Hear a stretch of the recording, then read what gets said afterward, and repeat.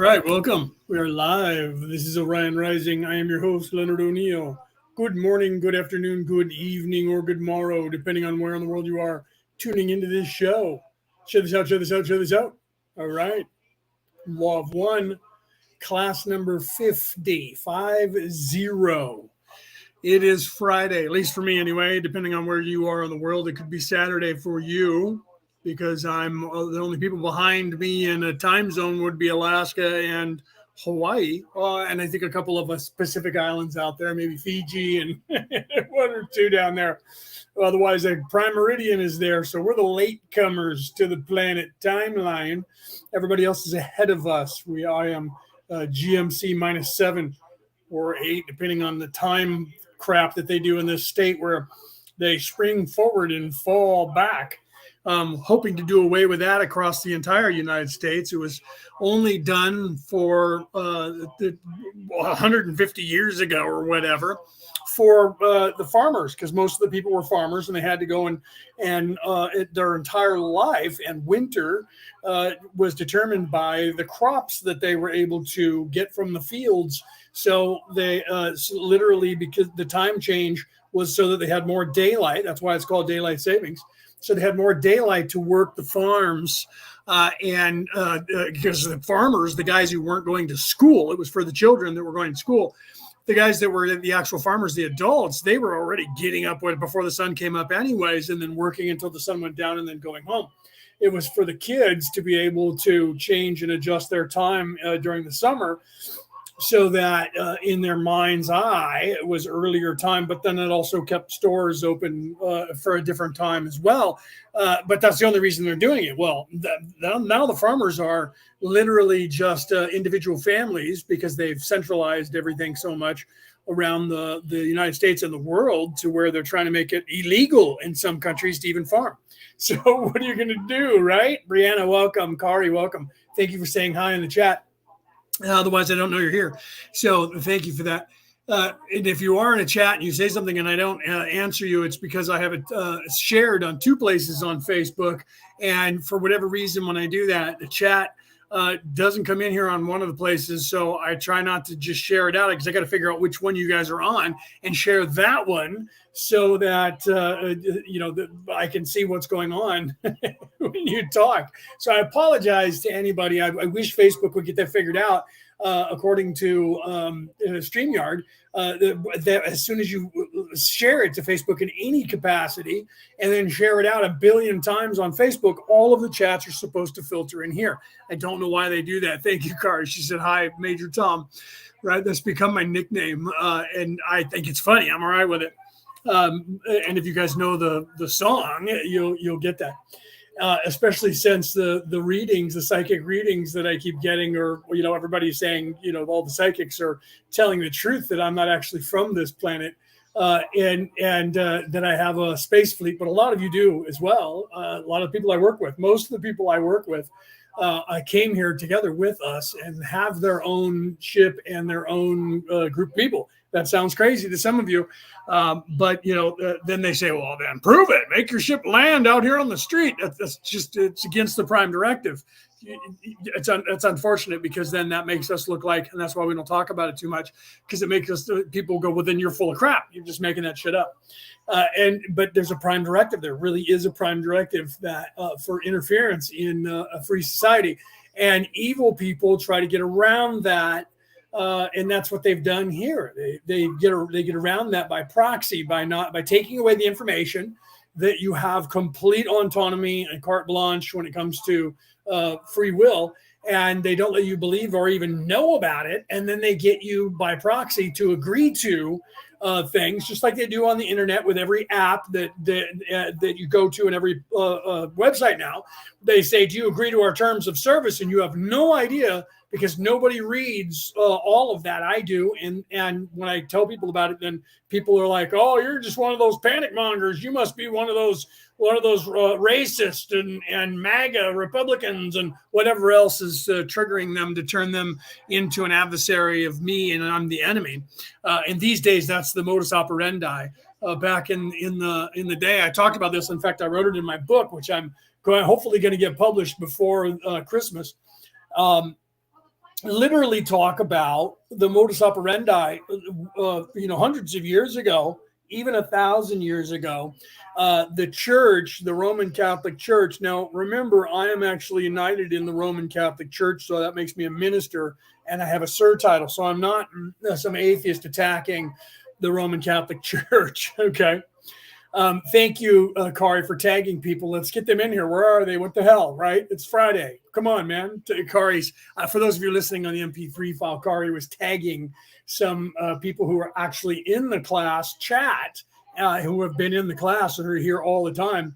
And I guess, Hawkeye, Rick, would have a little bit of a reason, because he lives in Australia and it's early morning for him there. They're 16 hours or 17 hours ahead of us. So 12 hours is 3 a.m. plus 6 is not, well, it's 9 a.m. So he should be up. Get up. Right. Right. Is it Jenny or Jeannie? Jeannie, welcome. Denise, there you are. Welcome. Okay, please, like I said, share this out. Let's get it out there for people to hop on. Okay, so I announced today that I am going to go back to work. I've been teaching for more than 35 years. I started teaching when I was 19, actually. Once I got my Merlin title, which is a priest title from the old religions of the Celts, but today they don't just hand that out. They never have. It's like being a knight in the Roman Catholic Church. You have to be sponsored, and then you have to be invited because of the whole debacle that we had, say, during the Crusades with Guy de Lucion and his brother and the whole group of robber knights who were evil, who made it to that knightly status. So things have changed since then, and we just don't allow robber knights. So you have to be invited, you have to be vetted, you have to be carefully examined to make sure that you are of knightly quality, true knightly quality. Even then, it becomes difficult. There was a rift when I left the church. There was a rift in the knights that were over 2 million knights worldwide at the time, and this was more than 10 years ago now, almost 20 years ago now. And I'm not sure how many knights there are currently, but at the time it was 2 million, and the way they were growing, it's probably almost 3 million worldwide now. But the fourth degree knights was a lot smaller. The people who are actually knighted, because you could be a brother knight. It's like being a 33rd degree master mason. That number is not a large number, but there's a lot of people who are Freemasons, millions and millions, probably more than the Roman Catholic Knights, but there's probably only 100,000 or so 33rd degree or above Master Mason. Same thing with the Roman Catholic Knights. So I'm not throwing rocks at the church just because I'm throwing rocks at the church because what they did to my brethren 1,000 years ago. When they decided, the church in France, the church in Rome, but they had just been in France and moved back to Rome. I don't want to get involved in that. But the church in Rome, the Pope, and the king in France decided that the Knights Templar Knights had more wealth and land, money, and military, and both of them owed millions of dollars. And this is 1,000 years ago, so that would be like $1 trillion today. Each to the Templar Knights, so they decided to arrest them all and confiscate everything, all of their forts, all of their land, all of their money, and anybody who was opposed to them that was still in the order, which they disbanded, they would torture and kill. And the modus operandi, all this long story to get to that, was the same at that time period of when the church was trying to outcast someone. They would say heresy, and the reasons for heresy to be excommunicated from the church was worshiping idols, worshiping a skull, peeing on the cross, or some Jesus thing like the Spear of Destiny, or some piece of the cross, or whatever. And it was always the same, and that they would say that they were evil and demons and the devil, and so you come forward in time, and those same groups of people with the same mindset now say racist, bigot, hater of gays and hater of Jews, and going to take away all your rights, and white supremacists, and MAGA Republican. So it doesn't matter. And now they're, if you're white, you're just automatically racist. And they literally just came out with reason for all of this. They literally just came out with being fit and exercising here in America. If you want to be thin, that is now racist. Working out at a gym is now also racist. Do you see? That's not a joke. I'm not making this up. You can't make this kind of shit up. I could do a whole entire comedy skit on that. Okay. So I've decided that I needed more. That's why I got away from doing interviews, although I am going to do an interview coming up, and I don't know when, so I'm not going to announce who or when. I actually, a couple I'm going to produce for Ancient Aliens Worldwide, but another one I just talked to a buddy of mine the other day, and he posted about what I posted about when I was posting about the theory of the pyramid and how it debunked the flat Earth, when in fact that theory is not a real theory. So both of those theories, the flat Earth people base their theory of the stars never moving on the theory of how the stars have never moved in the sky, based on the theory of the pyramid and looking out through the king's chamber at Orion, but in truth and in fact, that those shafts actually face the opposite direction. They don't face the direction of Orion. And they didn't, even if they didn't, because they claim that the pyramid was built 2,500 years ago, 2,500 years ago. And in fact, that pyramid was built further back than that, more than 3,500 years ago. So that theory in and of itself is also not legit. Peter, my brother, welcome. How are you doing, my friend? How are you doing, my brother? So that theory is not fact either, but I didn't say that.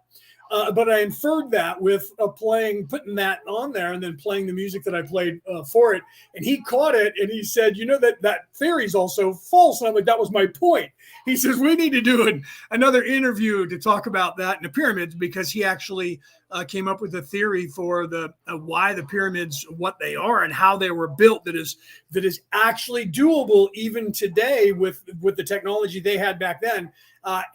So he actually has a theory that the pyramid is in fact not some nuclear silo, not some radioactive thing, not some energy battery, but in fact a pump for water, a water pump that actually fed all of the people of most of the Nile with water that was not salt water, and literally, so it was like a big giant fountain. And that theory, although we can't prove it, he can't prove it, I can't prove the otherwise, which I also talk about because of the law of one, that it's possible because Ra said they built the pyramid. And he knows that. And so he and I love to talk about that and try and figure out how the truth of behind that with all of the people that we know, Robert Schoch and all the like, Graham Hancock and all these people and what they're working on. And so we talk to them and watch their videos or whatever and speak to them and get information about what they think. And then he's got a website for the pyramid pump. And I think he has a magazine too, or he has it out. He also has a YouTube channel. So he and I are going to set a date. He's left to go to vacation. And when he comes back from vacation, he and I are going to set a date and have an interview and talk. And every time we do, it's an incredible interview. Peter, I need to get you on there too, my brother, because we have a lot to talk about. And Peter is yeah, right. And he's putting up some numbers in the chat again. He does that. And if you know the math, he doesn't make that stuff up. If you know the math, it's almost as intense as the enigma of number 24, the enigma of 24, which I have a reel of the picture. I didn't create that. It's signed by the gentleman who is the mathematician who did that, but I used his picture and his mathematics that he wrote. He is the one who developed that photo. Which I took as a photo, but his actual posting, and posted that in. So the math that Peter posted here during the show is close to the. You get it. My nephews are like, who is this guy? How does he know this stuff? Okay, so I have decided to go back to, I've been teaching, but I haven't been charging. I've only been teaching certain people in the background, which I will continue to do at no charge. However, I've decided to go back to doing what I did in my 20s and 30s, and that is to actually teach. Literally. So I'm going to put up on the screen for you guys to see. I have a list, and I made a meme of this reel, whatever you want to call it, and posted it everywhere. But I have the price points and what I'm going to be teaching, and the cost for doing so. And some people say, well, that's kind of high. I just watched a 17-year-old girl on the news because Taylor Swift is out here in Sacramento. Or out here in California anyway. I think she's here in Sacramento. Don't quote me, but I think she is. And there was a 17-year-old girl that was on the news. She just spent $300 to get two sweatshirts that say Swifty and Taylor Swift on it, and one other item. She has three pieces of clothing that cost her $300. Okay, so if a 17-year-old girl can figure out to get $300 just to, and pay $1,000 to watch, because that's what the going rate is to watch Taylor Swift currently on show, people can afford this to change their entire lives. Okay, so it's up on your screen, and I'm gonna give you that. Life coaching is $100 per hour. Spiritual coaching, which would be really spiritual life coaching, different than life coaching because you don't need to be spiritual or religious in any way to know how to actually make it in life.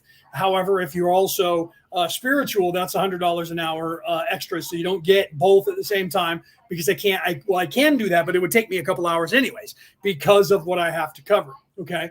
I also am a Reiki master teacher. So my Reiki is $60 an hour, and that's not for attunements, meaning the Reiki 1, Reiki 2, and Reiki 3, because I am a master teacher. That's just for Reiki itself. So it's actually $1 a minute. And in the life coaching and spiritual coaching works out to be $1.66 a minute. But I book for Reiki, I can do 30 minutes or 60 minutes, and the life coaching takes at least an hour, and there might be multiple sessions involved in that, depending on how messed up your life is. I also, and I didn't put it up here, I also wrote a book about how to get out of debt, but that'll come with the life coaching. So you're actually going to get not just figuring out your life, but also how to get out of debt. And I wrote a book about that called How to Get Out of Debt, Surviving in the 21st Century, which I published in 2016. It's almost been 10 years. Okay. I also make Ormus. It's actually called Ormes, but Ormus, if you don't know what that is, look it up.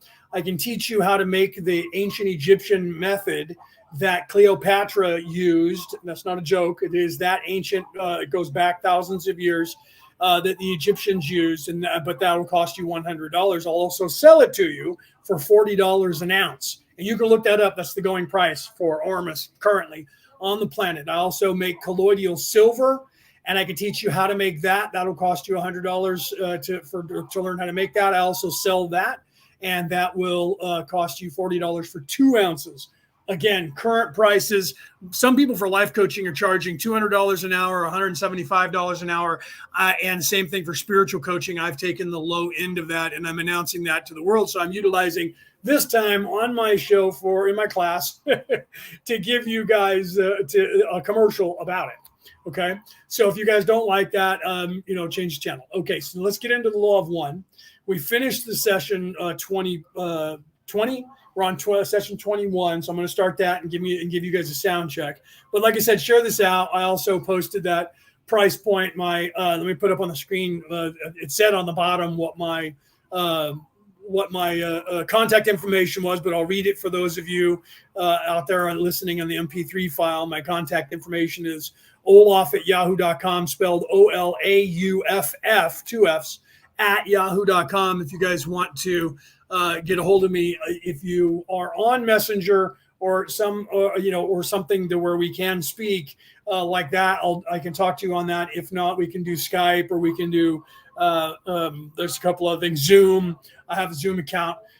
So if you guys need to talk and you want to have visuals, or you see me, and we can do that. Okay. So I have ways of, doesn't matter where you are in the world, as long as you have a smartphone. And if not, we can figure out to just use a regular phone. As long as you're okay with not seeing me, we can just do a voice. And I'm all right with either. Okay. So let's get into the law of one now that my latency is tripping from my my internet. So now my internet's coming back. It's dipping down. Doesn't do this any other time. Well, actually, it kind of does. It's kind of annoying. I'm paying good money for it, and for some reason it does that. Okay. Ormus is, it actually means, that's why they spell it that way. Denise asked, I'm sorry, what is Ormus? Ormus is white gold. When you hear that the Anunnaki came here to mine gold, they weren't here looking for yellow gold or rose gold. They weren't here looking for that rock.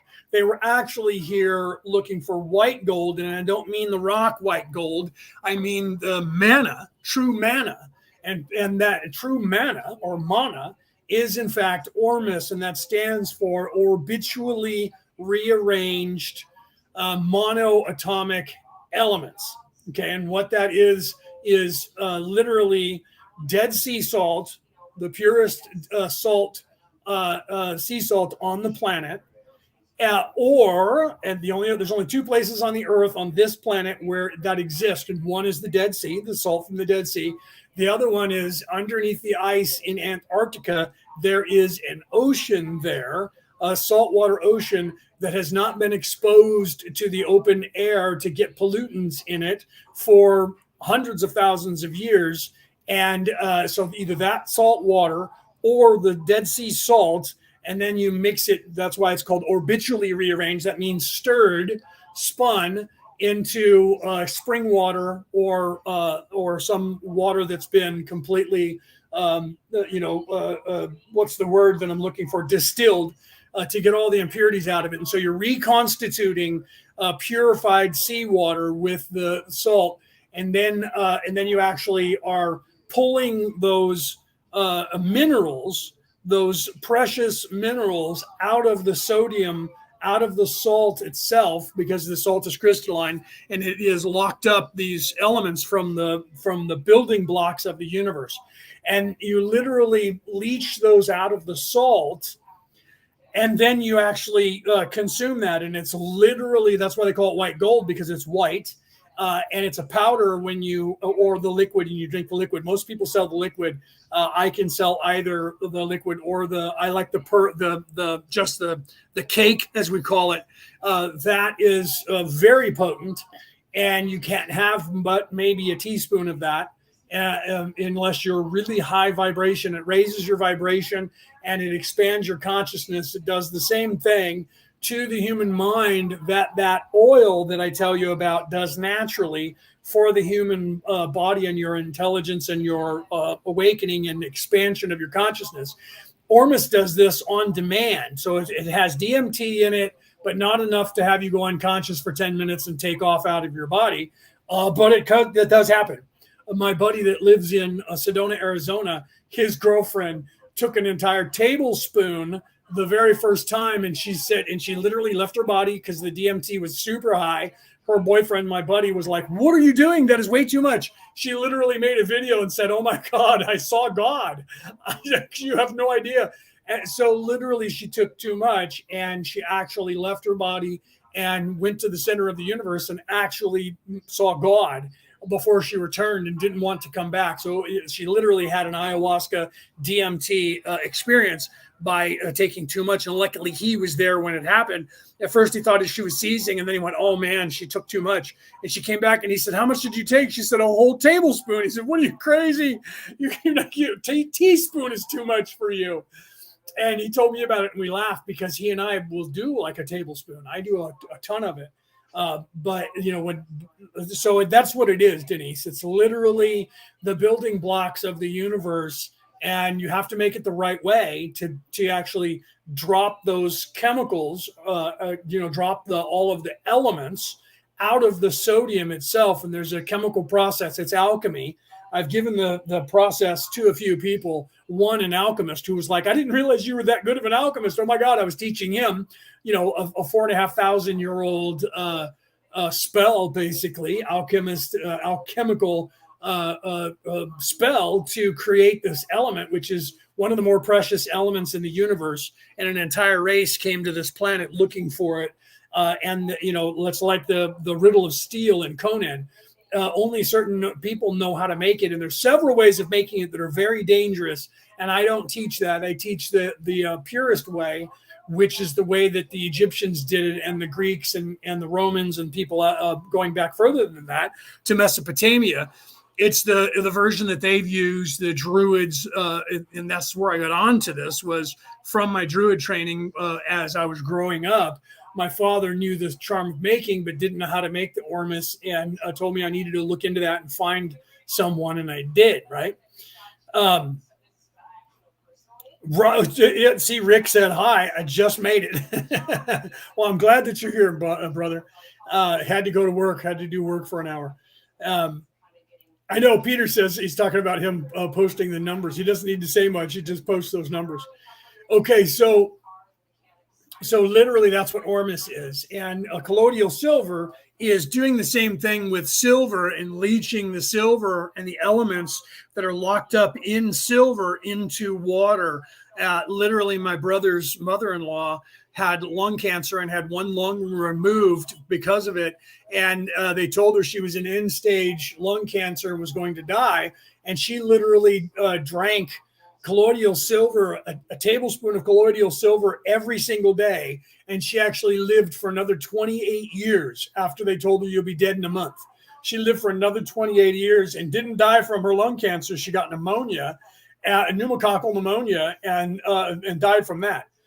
But did her lung cancer attribute to it? Yeah, because she didn't have the immune system to fight it off to survive, even though she was in the hospital. But they couldn't understand, what is it you're doing? How are you still alive? She says, I drink colloidal silver. Now that stuff's expensive. It's like $40 for 2 ounces. And I make that for my friends and my family. One of my sisters, she used to come up here. Every time she come up here, she would take 8 ounces home with her that I would make while she was here for free, and just hand it to her. Here you go. And she'd take it home. So I can teach you how to make that. And that's $100 is an easy cost if you're going to sell it to other people. It's $40 for 2 ounces. I make it like probably 6 to 8 ounces at a time. It takes 20 minutes and maybe half an hour at the most. It takes more time to set up and break down than it does to actually make it. And they try to sell it to you in the stores. It's just like making pH water. I make my own pH water, and they sell it to you in the store for one bottle of 16 ounces of that shit is like, I don't know, something like $5 or something crazy in stores. And they're running it off. All of this they're trying to manufacture now with machines. And the problem with that is that it has no spell. It has no love in it. And so it's dead. So its effectiveness, even though they'll do like when they do the water, they'll tell you, oh, the pH in this water is 9, right at 9. And when people drink it, it doesn't affect them as well. Same thing with silver water. They try to sell that, and you can tell. I can tell the second I look at it or feel it, whether or not it's been manufactured by a machine or if a human being has made it that's actually put their energy into it. There's a big difference in that, and people are figuring that out because they buy the stuff. They're like, well, I buy it and it's just in the store and it's really high and it just doesn't cost, from this company. And I'm like, well, you got to figure out where they make it, and if they make it in if they manufacture it with a with a team of people or slaves from China or a machine, it's just like anything else. If you go to a fast food restaurant and get a hamburger, and that it's going to be made by a kid somewhere between 18 and 26, and they don't give a crap. They hate the job. They're just there because dad made them get a job. And so they're just hurry up, get it done. And they're all business. And the food has zero nutrition value, zero vibration, and it's crap. You make that same exact hamburger at home and eat that hamburger in a blind test with anyone, they're going to tell you that this hamburger tastes better and feels better. Not because it was homemade. Why? Because the person who makes it, you don't realize that you're transferring your energy into something when you make it.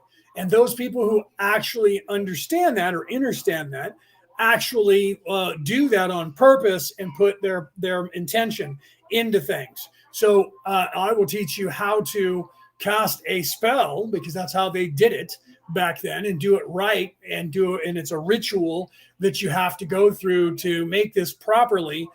And your intention and your mood when you make it is going to determine how the effectiveness of the ormus or the colloidal silver.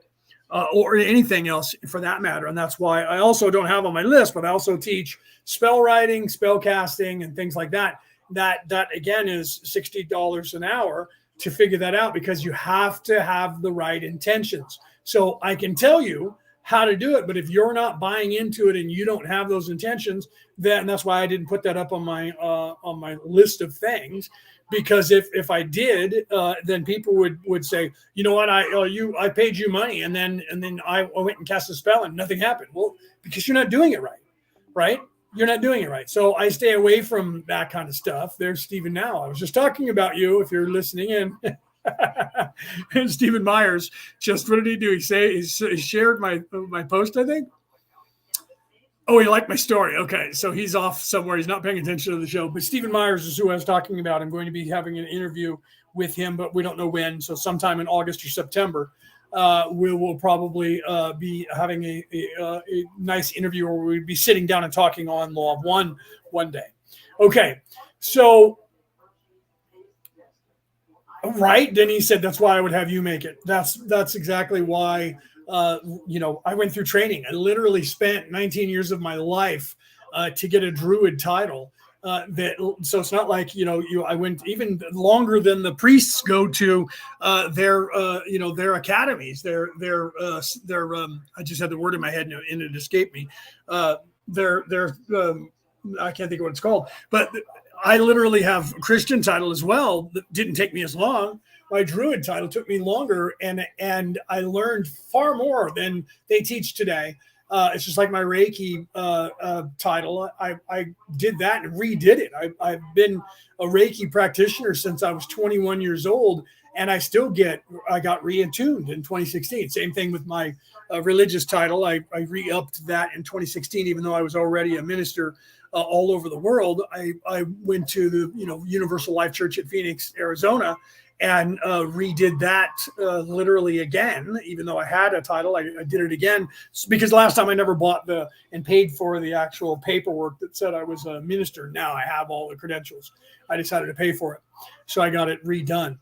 That way, if somebody says, well, what makes you think you are qualified? I have all of the qualifications. That's what I'm talking about here. I have all the qualifications to show people that I know what I'm talking about. And I have people, some of you in the audience know who I am. So and I've worked with you, and people that I've worked with. So I have people that can, if I need to, I can get some of you guys to write up a thing talking about, and there's many people out there that are very successful right now, psychics and otherwise, because of what I teach, literally coming to me and working with me, and me working with them and literally teaching them. And then they moved on and they're making a lot of money. And I've had people for the last 15 years say, doesn't it drive you crazy that you're not making any of this money and you're helping these people? And now they're very successful and make all kinds of money. I'm like, yeah. And then they don't even say thank you to me in public, for doing it. But that's okay, because that's not why I'm in this. But now I've decided that I'm going to go back to work. I need to publish my book. I'm going to have to put my mother into a home at some point, which means I'm going to have to be paying for everything. So I need to have more money coming in than I have coming in now. So I'm going back to work, and I'm going to start doing that. So get the word out. Those of you who are listening, and you saw I put it up on the screen. I'll put it in the chat. I think I have it copied. Let me see if I do. If I do, I'll put it in the chat right now. But it's up on my page. And here you go. So it's in the chat. It's up on my page. So you guys can pass that around to people. My contact information is there. My email address. Have people email me. I can send you an invoice. I don't do anything unless you pay me up front, because I'm not going to get ripped off. I had that happen. And when I learned that lesson when I was in my 20s, then people would be like, well, you know what? I don't like your business, so I'm not going to pay you. That's because they didn't want to, and they never were going to begin with, and they were evil, and they just wanted to get the knowledge, right? Okay, so... Right, I know. Rick said you have no reason to be sorry, right? Oh, you were talking about. I think you were talking about Peter when he said that. Right. So, okay, all right, guys. So let's move on. I'm going to start the Law of One, and you'll see everything that I'm talking about here as well, and what we talked about last week. Because Dawn said next session I'm going to be talking about everything that happened in the first 25,000 years. So. he's thinking the first 25,000 years of this cycle. You'll see that as we go, because a lot of you out there. Let me cover this really quickly, and then we'll get into this. A lot of you guys out there are seeing numbers like 7 and 7 times, and what you guys don't realize that just in this last octave, this is the 7th. Let me say that again. In this, I said octave. I should say in this cycle. In this last cycle of life on this earth, we are the 7th cyclical, reciprocal rise of the human condition on this earth. There's been more because the humans have actually been around. They're proving that now, that literally somebody buried, they just found this in a cave where they literally buried someone and actually had a ceremony for someone who died. And this was more than 1 million years ago. And so they were tripping. Scientists are tripping right now because they thought we modern humans were the first ones who were aware of the possibility of afterlife and a God or something like that. So just in this cycle of life, in this octave, we are the 7th generation or the 7th cycle rise of the human condition. There has been 7 times or 6 times prior to this.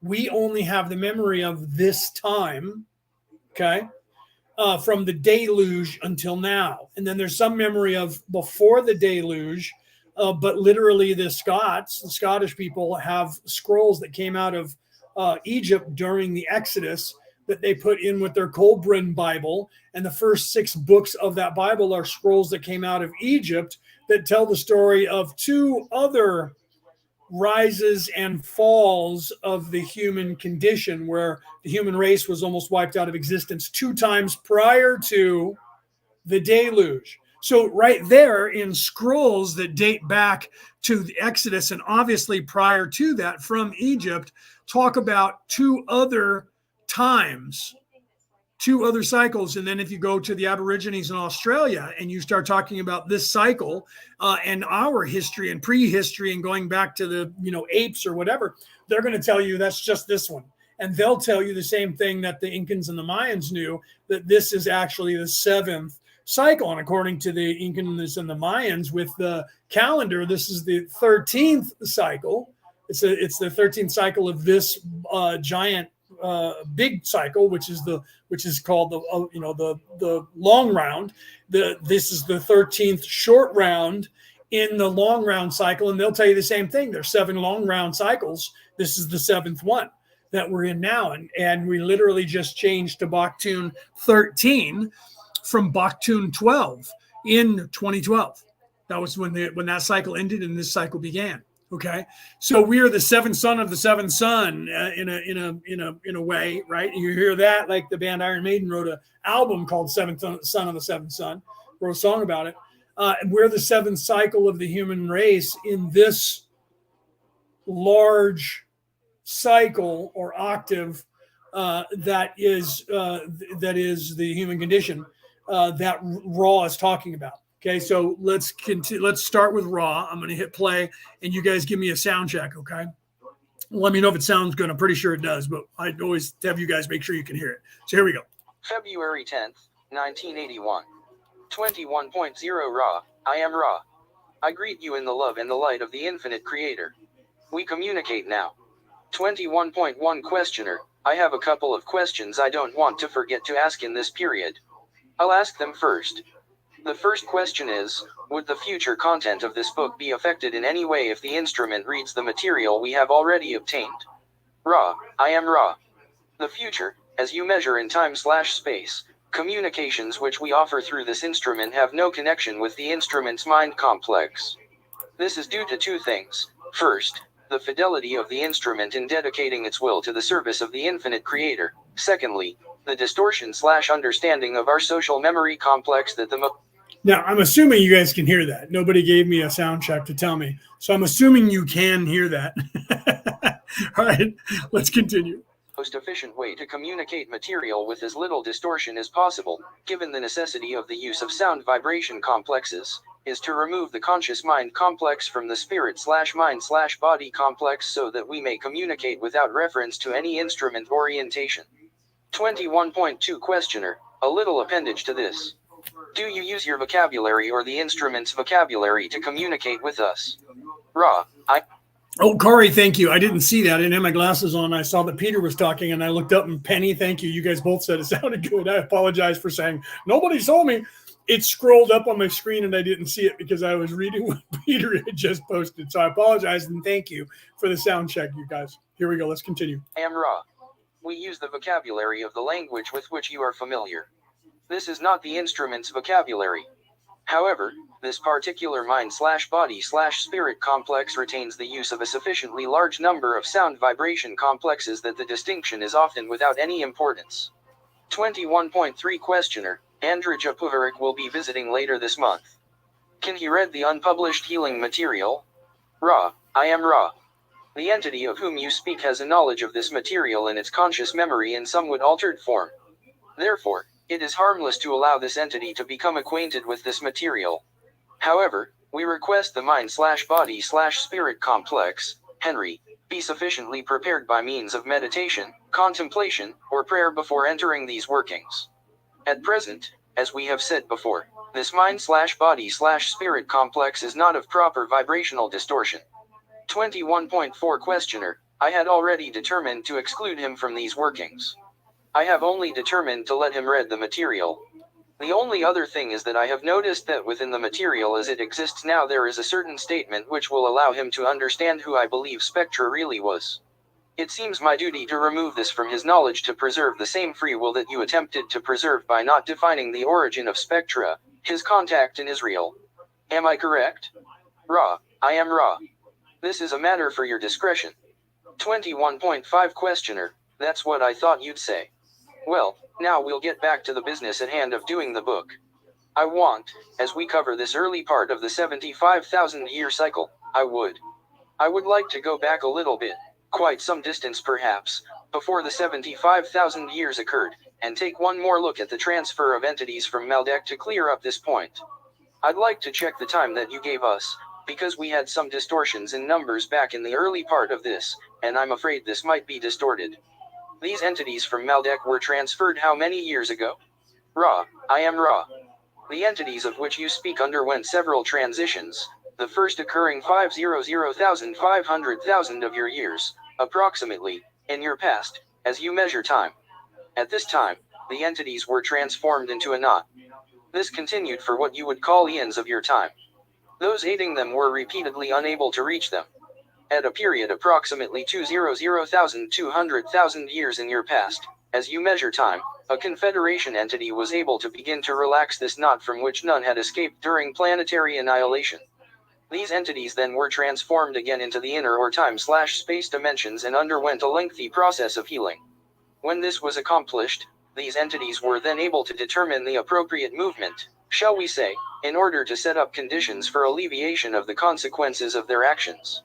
At a time 46000, 46,000 of your years in your past, as you measure time, this being approximate, these entities chose incarnation within the planetary sphere. 21.6 Questioner, I see.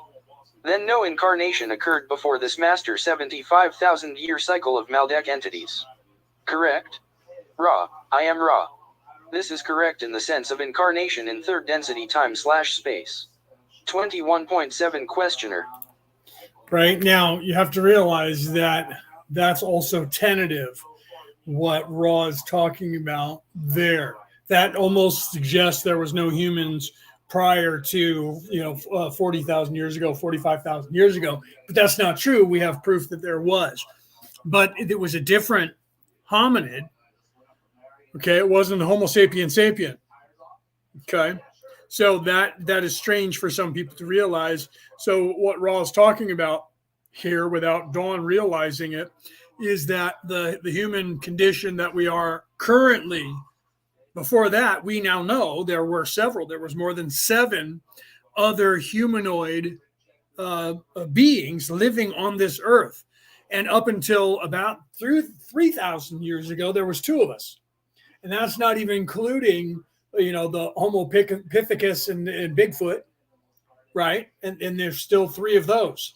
So that is not even including then, just the humanoid bipedal hominid that is closer to what we are now, because that's not even including, the chimpanzee, the monkey, and the gorilla. So all of that aside, which the gorilla is only 5% off from a human. If they had the same vocal cords that we had, we'd be able to talk to them now. They wouldn't be as intelligent as we are, but they wouldn't be as unintelligent as you would think. Okay, so the Homo sapiens sapien, because we now know the Denisovans, the hobbits, and a few others. There were 7 other human species on this earth. So the Homo sapiens sapien that we know now, it goes back to approximately 45 to 55,000 years ago that we can find. But then, that's where we're looking for the missing link. And we know that there's a jump in that to either the caveman or, what we call that. So it's not the Homo sapiens sapiens. So the science already knows that. And so he's not stipulating, and Ra's not stipulating the third dimensional condition altogether. He was asking the question as the human as we know it today. Okay, so the human as we know it today, Homo sapiens sapien, we know is only about 50 to 75,000 years. And 50,000 years is all we can prove for sure. And even that's an inbred version. So the purest version is 44,000 years ago. And they really didn't know that in 1981. That was still kind of stipulated, but not known at all. And they were still looking for a missing link. And we still haven't found a link that actually proves that what we are today actually evolved from any other race that's on this earth, to be honest with you. Okay, so that's the truth of that. And that's why the theory catches on that, aliens came here and created the human race. That whole entire narrative is the Orion Crusaders lie.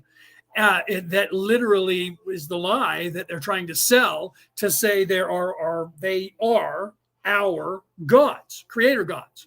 And they tell us that all the time, including if you watch The Fourth Kind, right? Literally in that movie, the alien says, no use to, calling out to God. I am your God. We created you. I can do with you what I want, which is a lie. It's a lie that they're still perpetuating. In fact, all of this stuff where they're letting out this information now, whistleblowers talking about UFOs and all of this. This is information that those of us in the field already knew back in 2012. Okay, more than 10 years ago, we already knew what they're trying to sell you now. Okay, so the information that we knew was already 40 years old at the time. And now they're trying to sell you this 60-year-old information as if it's brand new and now. And so, but most people who don't know anything about UFOs or aliens or any of that, to them, this is all foreign and crazy. And they're wanting you to believe mostly with their drones. And now you have whistleblowers coming out and saying, no, there's bodies and that. So they're letting it roll out, but they're controlling it. All of their people have infiltrated all of the ancient aliens people. They're all being controlled now. And that a lot of people were noticing that back in 2012, that it was happening. And a lot of us left and stopped communicating with those people as much because of what they do. I was literally just told by a psychic that I needed to be concerned with that going forward, in case I was unaware of the fact that, and she doesn't know what I've done my entire life, literally working for federal governments and with federal governments as a spy, setting up these networks that are around the earth now, defending the earth and standing up against the evil people and undermining their control over the planet.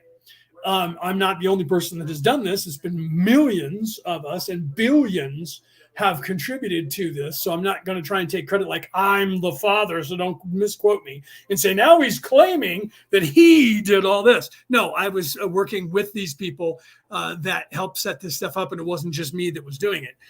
And I'm not going to say, oh, I had a large part. That most people don't even know my name. So that's the truth of it. There's only very few people who know the names that I was going by then, so I can't even claim what I could claim, because if I tell those names, I could get in trouble because of the things that that person did. But very few people knew who that person was, as it was. The Irish government, literally only 3 people in the entire government of Ireland knew this name. Okay, that's how undercover I was. Only 3 people. And those people are no longer part of the government. Well, one of them might still be part of the government. They were part of the Secret Service. So it's just like over here in the United States. There's people that have worked for the United States. You'll never know who they are. That's why they did that in NCIS Hawaii, where they literally have a guy in there. They just killed him off this season, called Charlie One. And there was another character who, like, everybody was Charlie.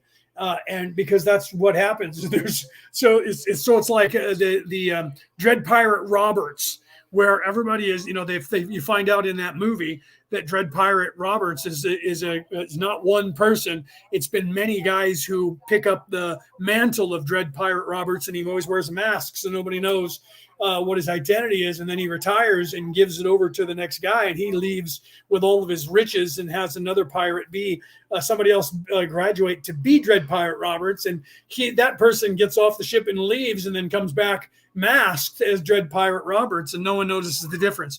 And so that's kind of the way it works. People don't realize that, but that's how the spy industry actually works. Most of the people, 99% of the people, you'll never know their names, because it's like the French Foreign Legion. You don't have your real name. There's nobody in the French Foreign Legion whose name as a Legionnaire is their name at all. That is not their real name. You give up your real name, you take on a whole new identity. I had 2, 3 that I used that were not this identity. And this one that I have right here is not my true identity. This is my pen name, quote unquote. Okay, so let's continue. So literally we know this stuff, and the cycle of what's going on and what Ra's talking about has only to do with the humanoid bipedal Homo sapiens sapien, which you, me, and everybody out there listening to my voice is currently in this guise of what we look like. Only goes back about 45,000 years, and we were not created by aliens. That is a lie that the Orion Crusaders have been propagating on this earth for more than 150 years, and truthfully, back in time further than that. Were there any of these entities then incarnated in second density before the 75,000 year cycle? Ra, I am Ra. This is incorrect. These particular entities were incarnate in time/space third density, that is, the so-called inner planes, undergoing the process of healing and approaching realization of their action. 21.8 Questioner, I don't mean to be covering ground that we've already covered, but there are some points that we have trouble with fully understanding, and sometimes I have to ask the question a different way to fully understand it. Thank you. So at the start of this 75,000 year cycle, we know that the quarantine was set up.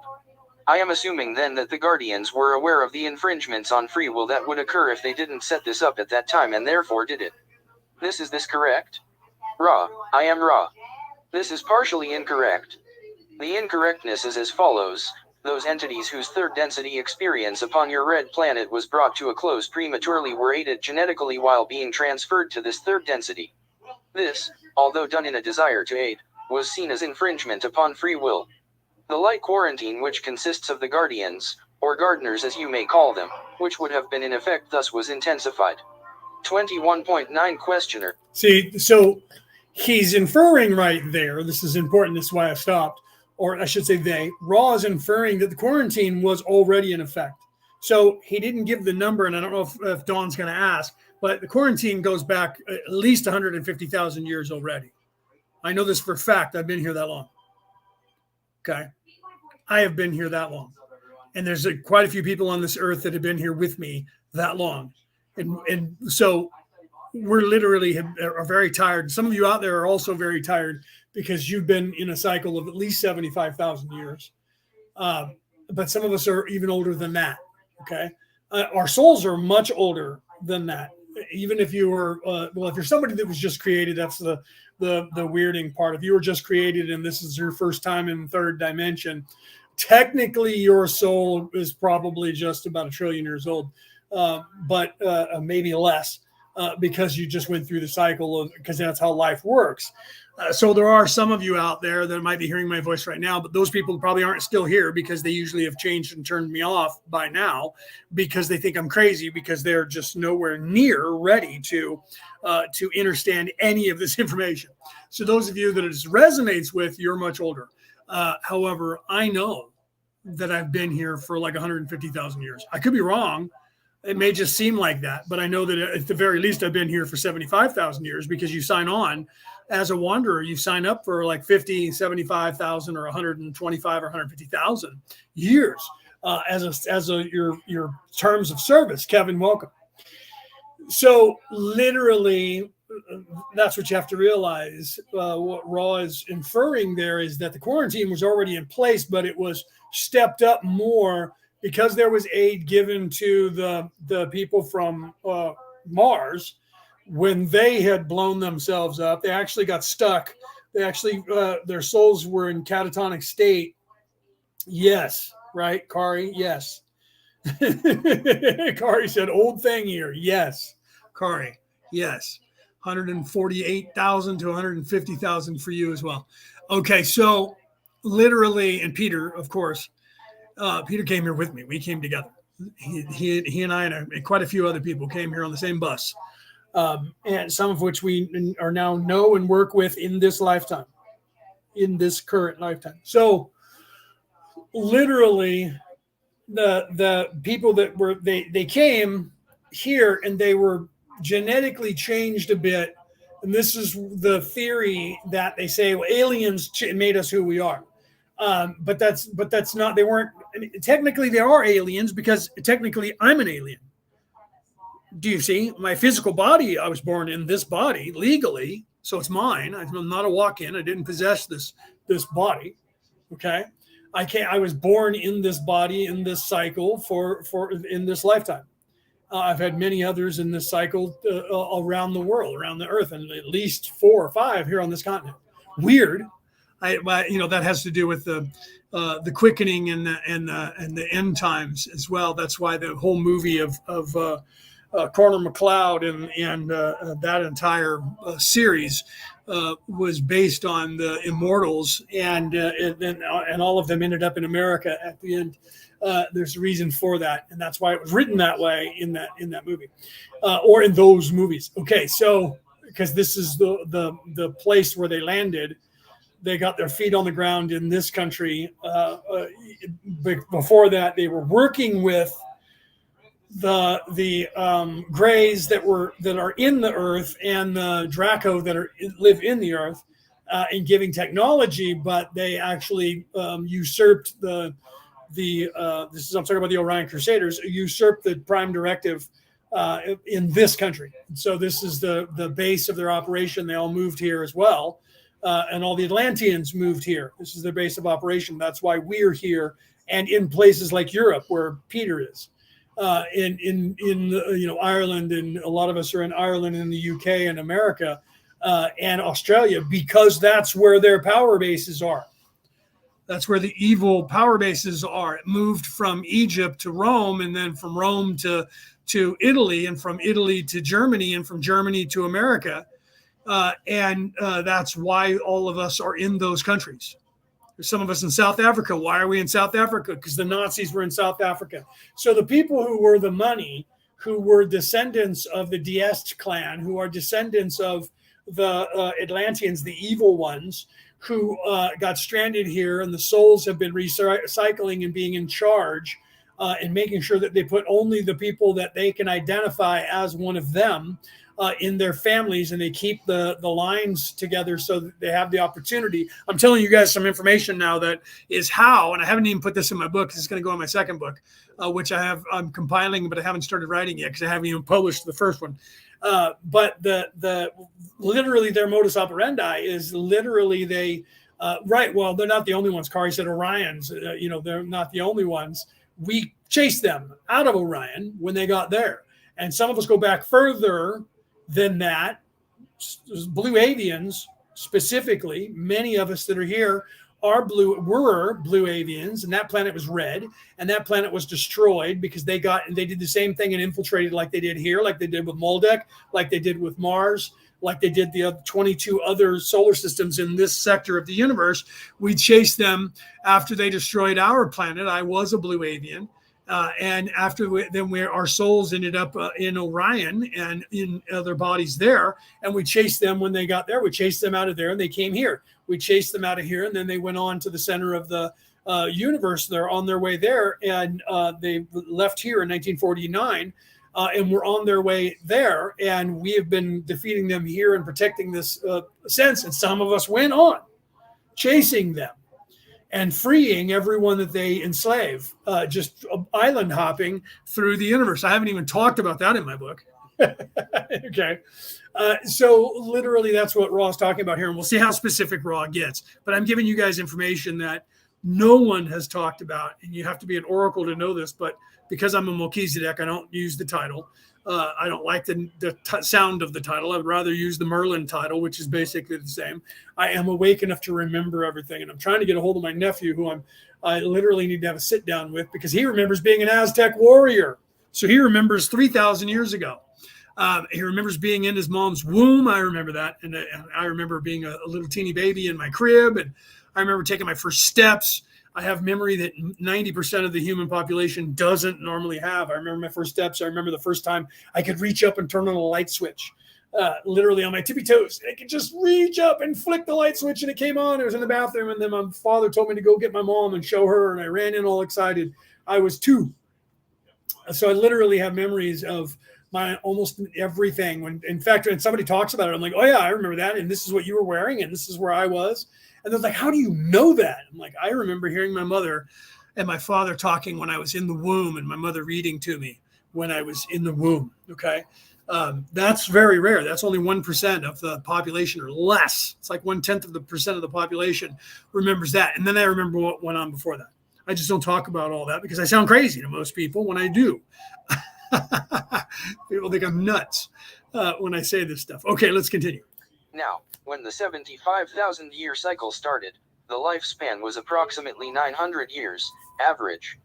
What was the process and scheduling of mechanism, shall I say, of reincarnation at that time, and how did the time in between incarnations into third density physical apply to the growth of the mind/body/spirit complex? Ra, I am Ra. This query is more complex than most. We shall begin. The incarnation pattern of the beginning third density mind/body/spirit complex begins in darkness, for you may think or consider of your density as one of, as you may say, a sleep and a forgetting. This is the only plane of forgetting. It is necessary for the third density entity to forget so that the mechanisms of confusion or free will may operate upon the newly individuated consciousness complex. Okay, I'm going to pause it right there because that's important to know. And then we'll go on because he's going to continue.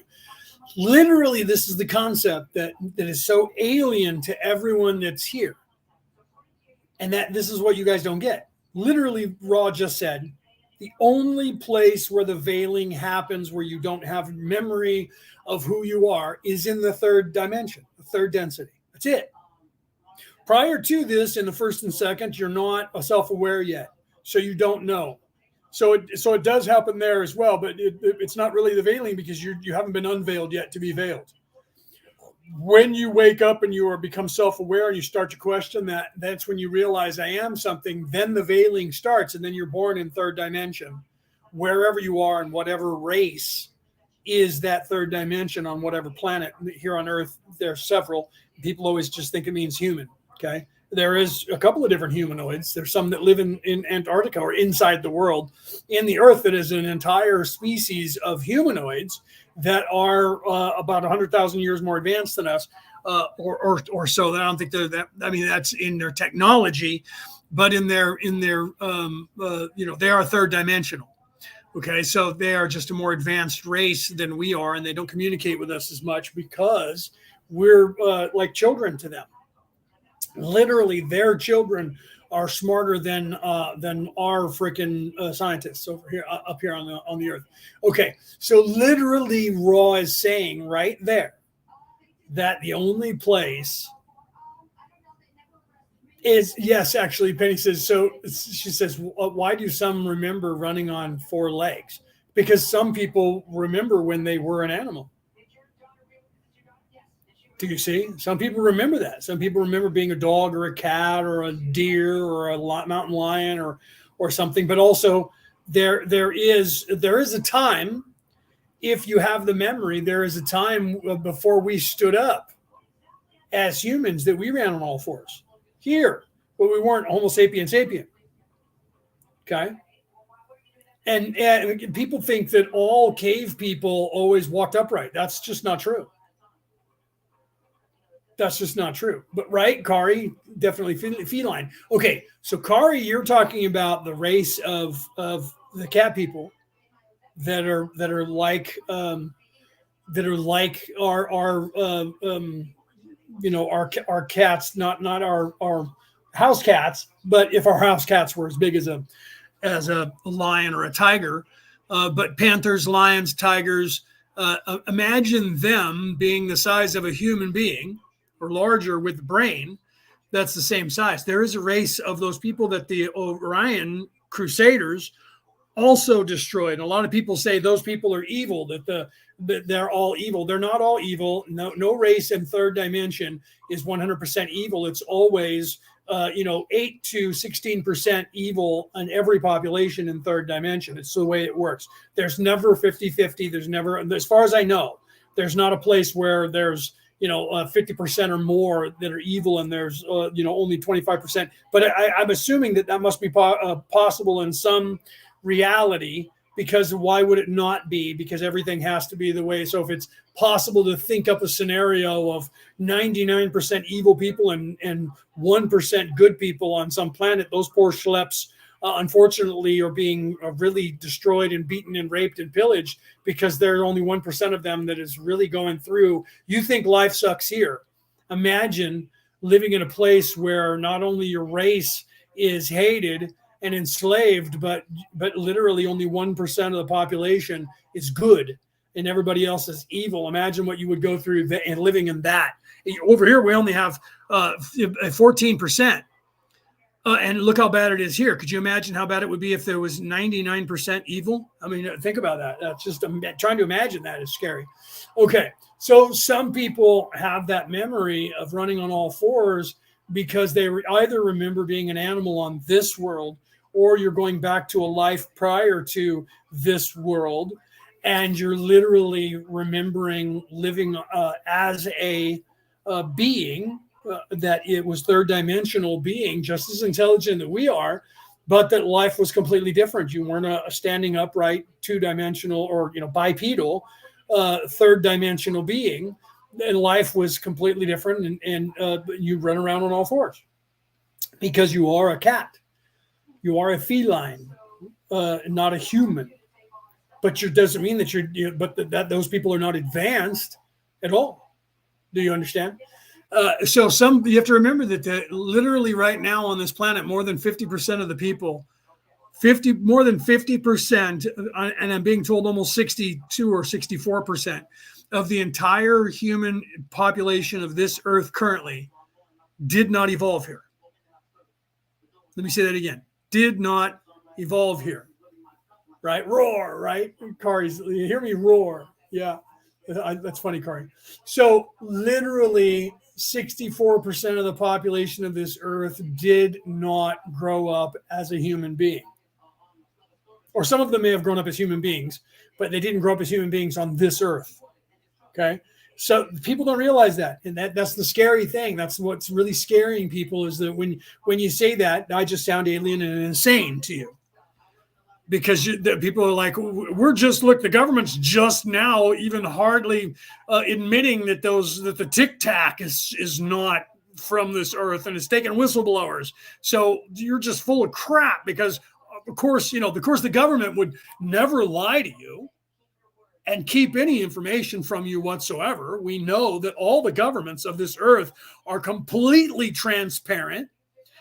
And if you believe that, I have a bridge to sell you in Brooklyn and some Pacific beachfront property in Montana. Okay? if you think that in your mind that the governments are completely honest and open about everything COVID, then this is not for you and you should change the channel. And you probably already have, and you're not here listening to this anyways. Because that is literally, if you the only way you can buy any of what they're selling you on this earth is that you have to be completely understanding. You have to be standing under their spell and be completely locked into believing that this is the only thing that is real. And if that is the way you think, you're already not here. You're already not listening to me. I'm an hour and 10 minutes in. You were gone in the first 30 seconds of my opening monologue. So you're not even here to hear this. If you just tuned in, you're gone in less than 30 seconds every time for those people who come here. If you're here long enough to hear me say these words, that's because you are aware. And some of the things that I'm saying to you is already starting to resonate. All right, let's continue. So wait, let me retort. Raw has literally just said that literally the quarantine was already in place, right? And that literally that we go back further than that, but that the hominid or the Homo sapien sapien is not that, but we were not created by aliens. There was some tampering, but it wasn't, and technically it wasn't alien because it was somebody in spiritual form that was trying to repair the damage that they had done to themselves when the people blew themselves up on Mars. And that was a red planet, and some people remember that and don't realize that that the blue avians were the Martians. Everyone assumes the Martians were humans. But they weren't. So some of the blue avians that are here that remember their planet getting destroyed came from that planet, not some distant, far-off star. But most of the blue avians did come from a place that is in the Pleiades, I believe, or in Andromeda. I'm being told it could be either because they were both. So Siri, Pleiades, Andromeda, if you're attached to those three stars or galaxies, that was where the blue avians migrated from, because everybody goes back even further. I'm not going to get involved in that. There was one place where when the universe was young that all of us, just like plays out here on Earth with all of the land masses, Pangea, all the land masses touching one another and all the water being on outside. So it would be like one giant island, as below, so above, or as above, so below, as the universe, so on all the planets, that it plays out the same way. So because of the representation of all the people from that go back all the way to the Pangea of the universe, that plays out here on Earth, that we had a landmass that all peoples came from one race and eventually changed genetically as things happened and changed into what we are and morphed into what we are now. And I know that's really foreign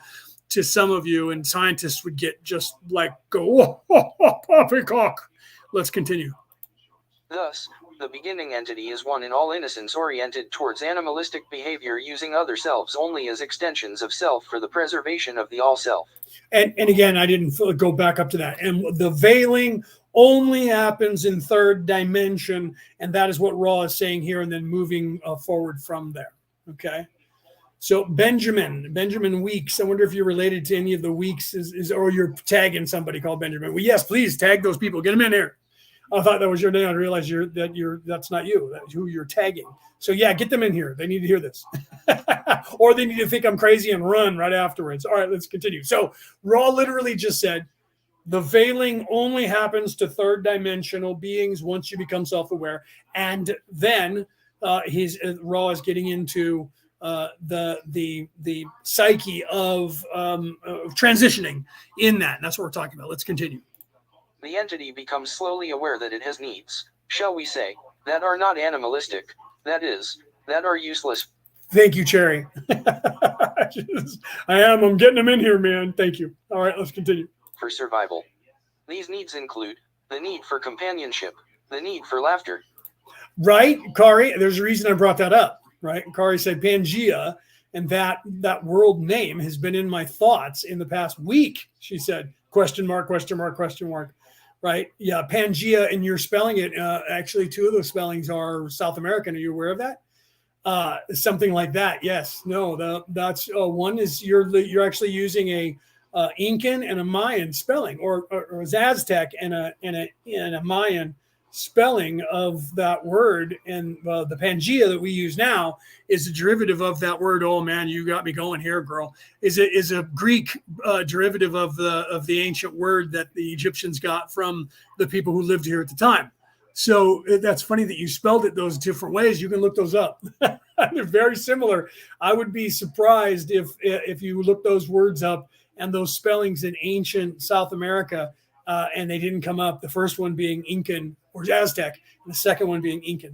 And then the word that we use, Pangea, comes from the Mayan translation as you get to Peru and that area of the translation into Hawaii and the Pacific now. And once they all got here, well, that's crazy. I can't believe you pulled me there. But yeah, okay. So you may have be like me. I grew up out here in the Pacific.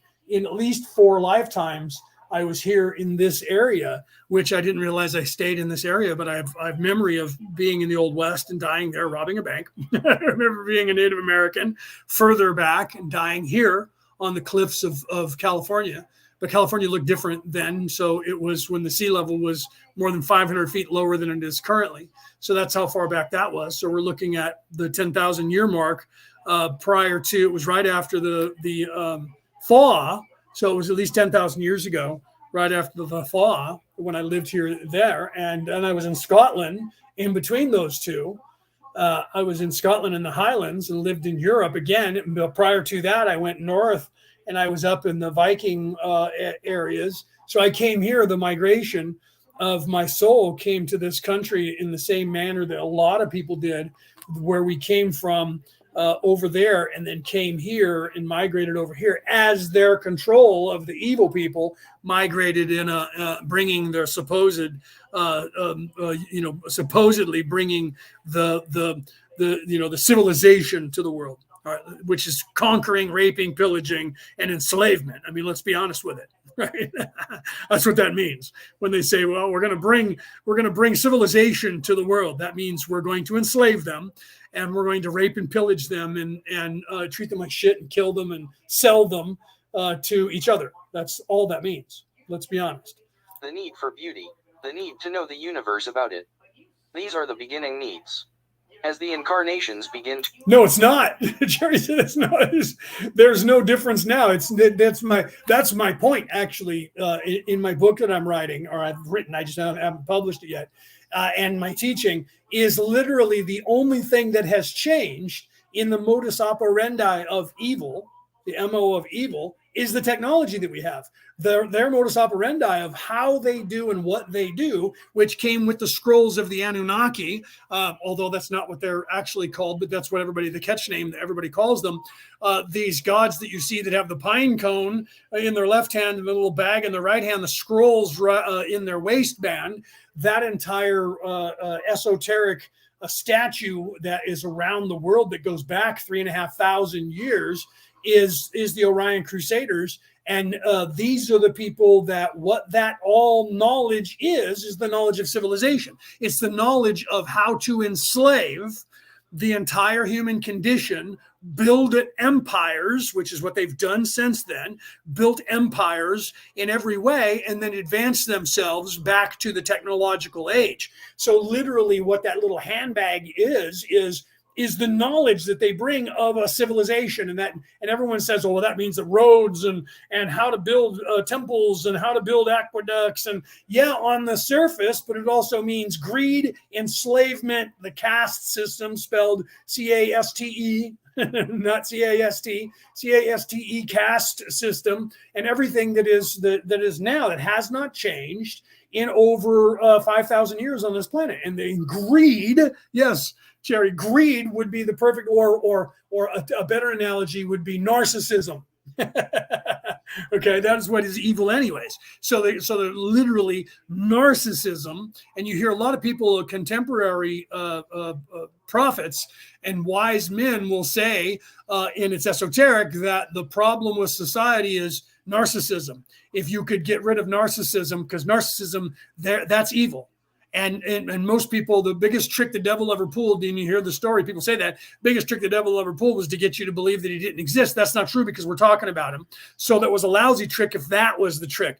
The best trick the devil ever pulled was to get you to believe or not realize that narcissism is, in fact, the telltale signs of a person who is evil, their soul. Anyone who is narcissistic has chosen to be evil, even if they say it. They're like, wait, no, I'm not evil. I'm actually a good person. If you are in love with yourself and in service to self, you are evil, whether you want to admit it or not to yourself. Some people are walking around, they're narcissists, but they don't believe in anything higher. So to them, I'm not evil. I'm not actually evil. Evil is like that devil guy with red skin and horns and a pitchfork. That's not me. I'm not that. But what you are is the exact same thing. You are that grotesque to people, your energy. You might have a perfect body, right?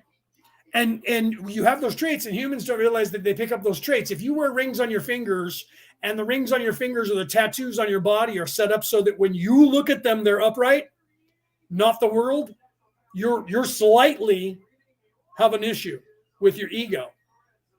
If you're wearing rings and when you look at your hands, the rings are facing you, like if you have a lion on your hand and it's upside down for the entire world to see, but when you turn your back of your hand and look at it, it's perfect for you to see.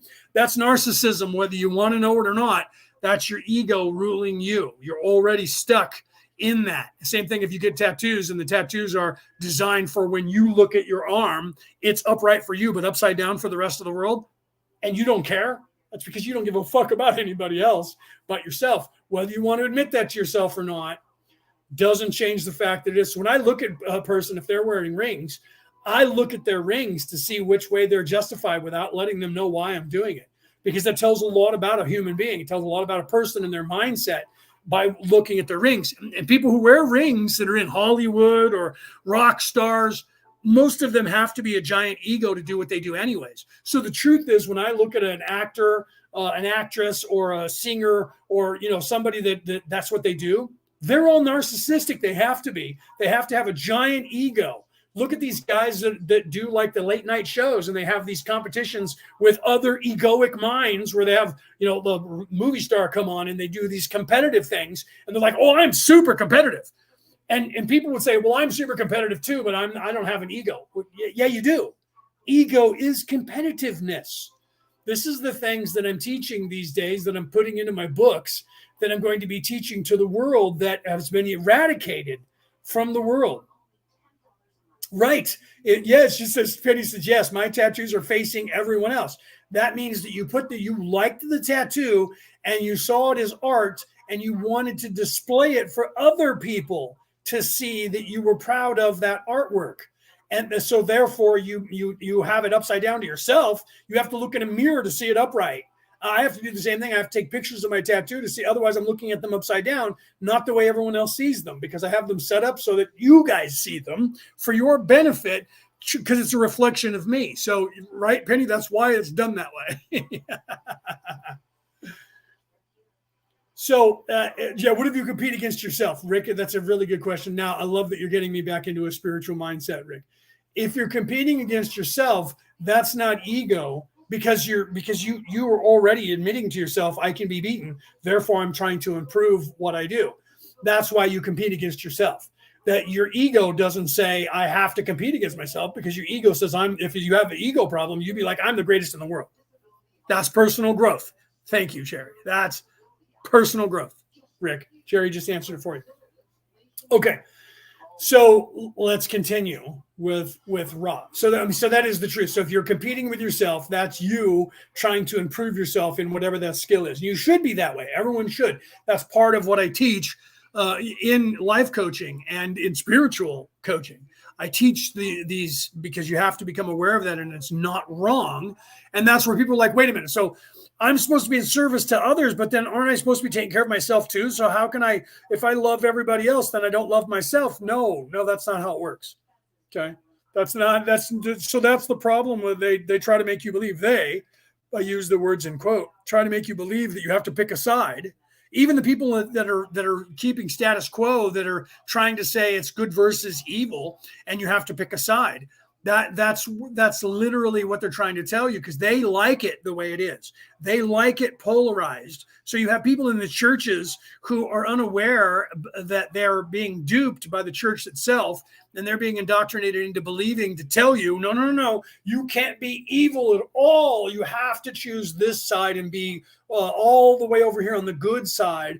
Otherwise, you're going down the road that's going to lock you into being evil, or you're going to get possessed by the devil or some other fictitious made-up statement, which they've actually admitted, right? Even Drumvalo Melchizedek said it in 2012, that the Pope, who stepped down and said he lost his way, right, that just died not too long ago, I think. I'm in a reality that things have changed from where I was, including the fact that Pope John Paul II is now Saint John Paul II. That didn't happen in the reality that I was in a year ago last May.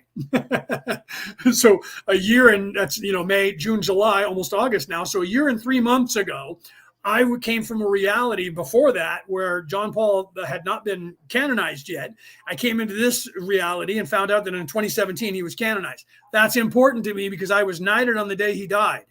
So that means I was now knighted on the day of his feast of him being a saint, which is important to the Knights of Columbus because he was the Pope who reintegrated the Knights of Columbus into the Holy Order again as the current only Holy Order of Knights that are acknowledged by the Roman Catholic Church.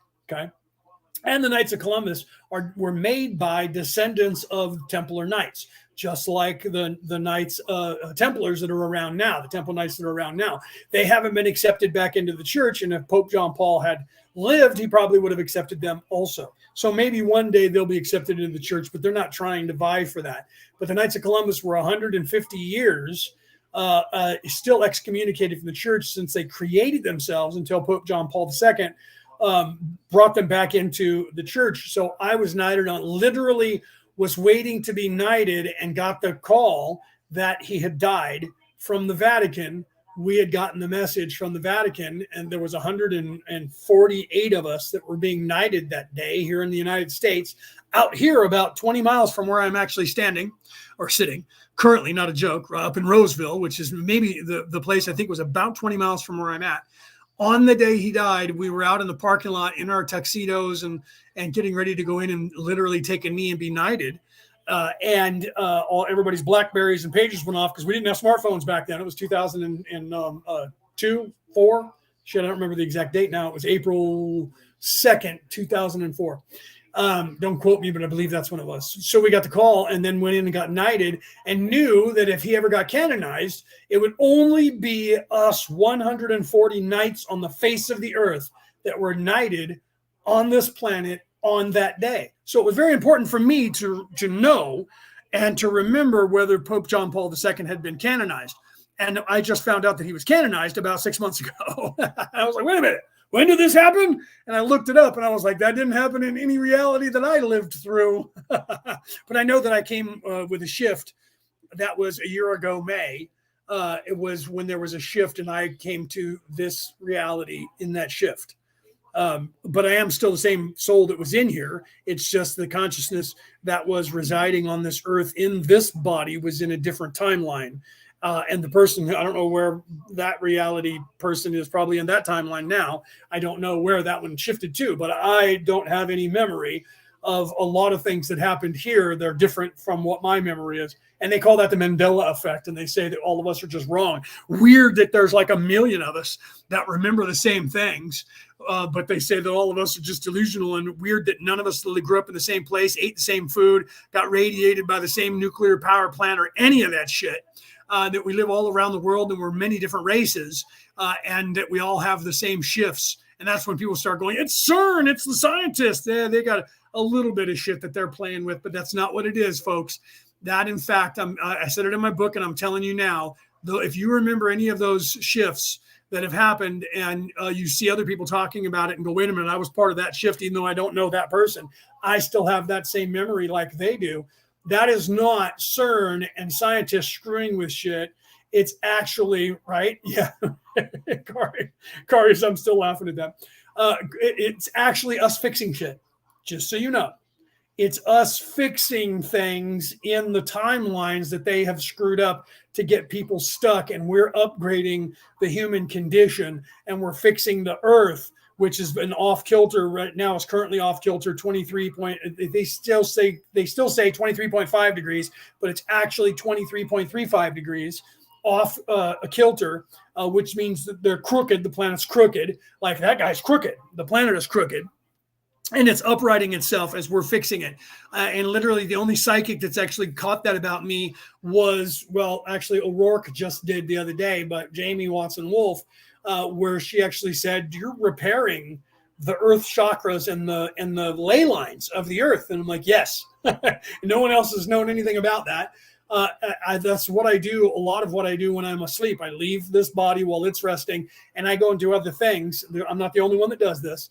But that's one of the missions that I'm here to do. So when I'm not locked into this body for 8 hours or so, when this body is hibernating every day, I'm off because I don't need sleep. None of us do. I'm off. And one of the things that I'm doing is fixing this planet, because we're not supposed to be here. The third dimensional life forms that are this humanoid race that's on the surface is not currently supposed to be on this planet, is not currently supposed to be sustaining the life of third dimensional beings anymore. We were supposed to evolve and have moved on. This planet has evolved, and it is being stuck as well, and it doesn't understand what's going on. So she is confused. It is a female energy, and she is confused. So we are helping her and repairing her. So consciously we're telling people to do things here to give energy to Mother Gaia to help her, but we're also in the background, some of us are actually taking care of this child when she's crying in her sleep and in pain and confusion and doesn't understand what's happening. We are consoling her and helping her and fixing her as we're fixing the human race. As below, so above, as within, so without. So we can't fix the condition of the humans on this planet without fixing the planet itself. Okay, and so it's not just the souls of humans, but it's what you're connected to and the souls of what you're connected to, and that is all of nature, all of the first and second dimension on this earth and the earth itself, not to mention the planets of the solar system and the sun and everything else. That is an expansion that's 5D and 6D that most of the humans on this earth are not ready to fathom yet. Even though I'm telling it to you out there, some of you that are actually going to hear this, it's going to resonate with, and anyone that doesn't, you're just going to turn it off and think I'm crazy anyway. Okay, so we're fixing those things as well. And to show that, I posted the earth chakras that were from many different people, and the Schumann resonance, that is the sound that you hear, is the actual sound vibration. It's on one of my reels, short, depending on the whatever platform you watch that on.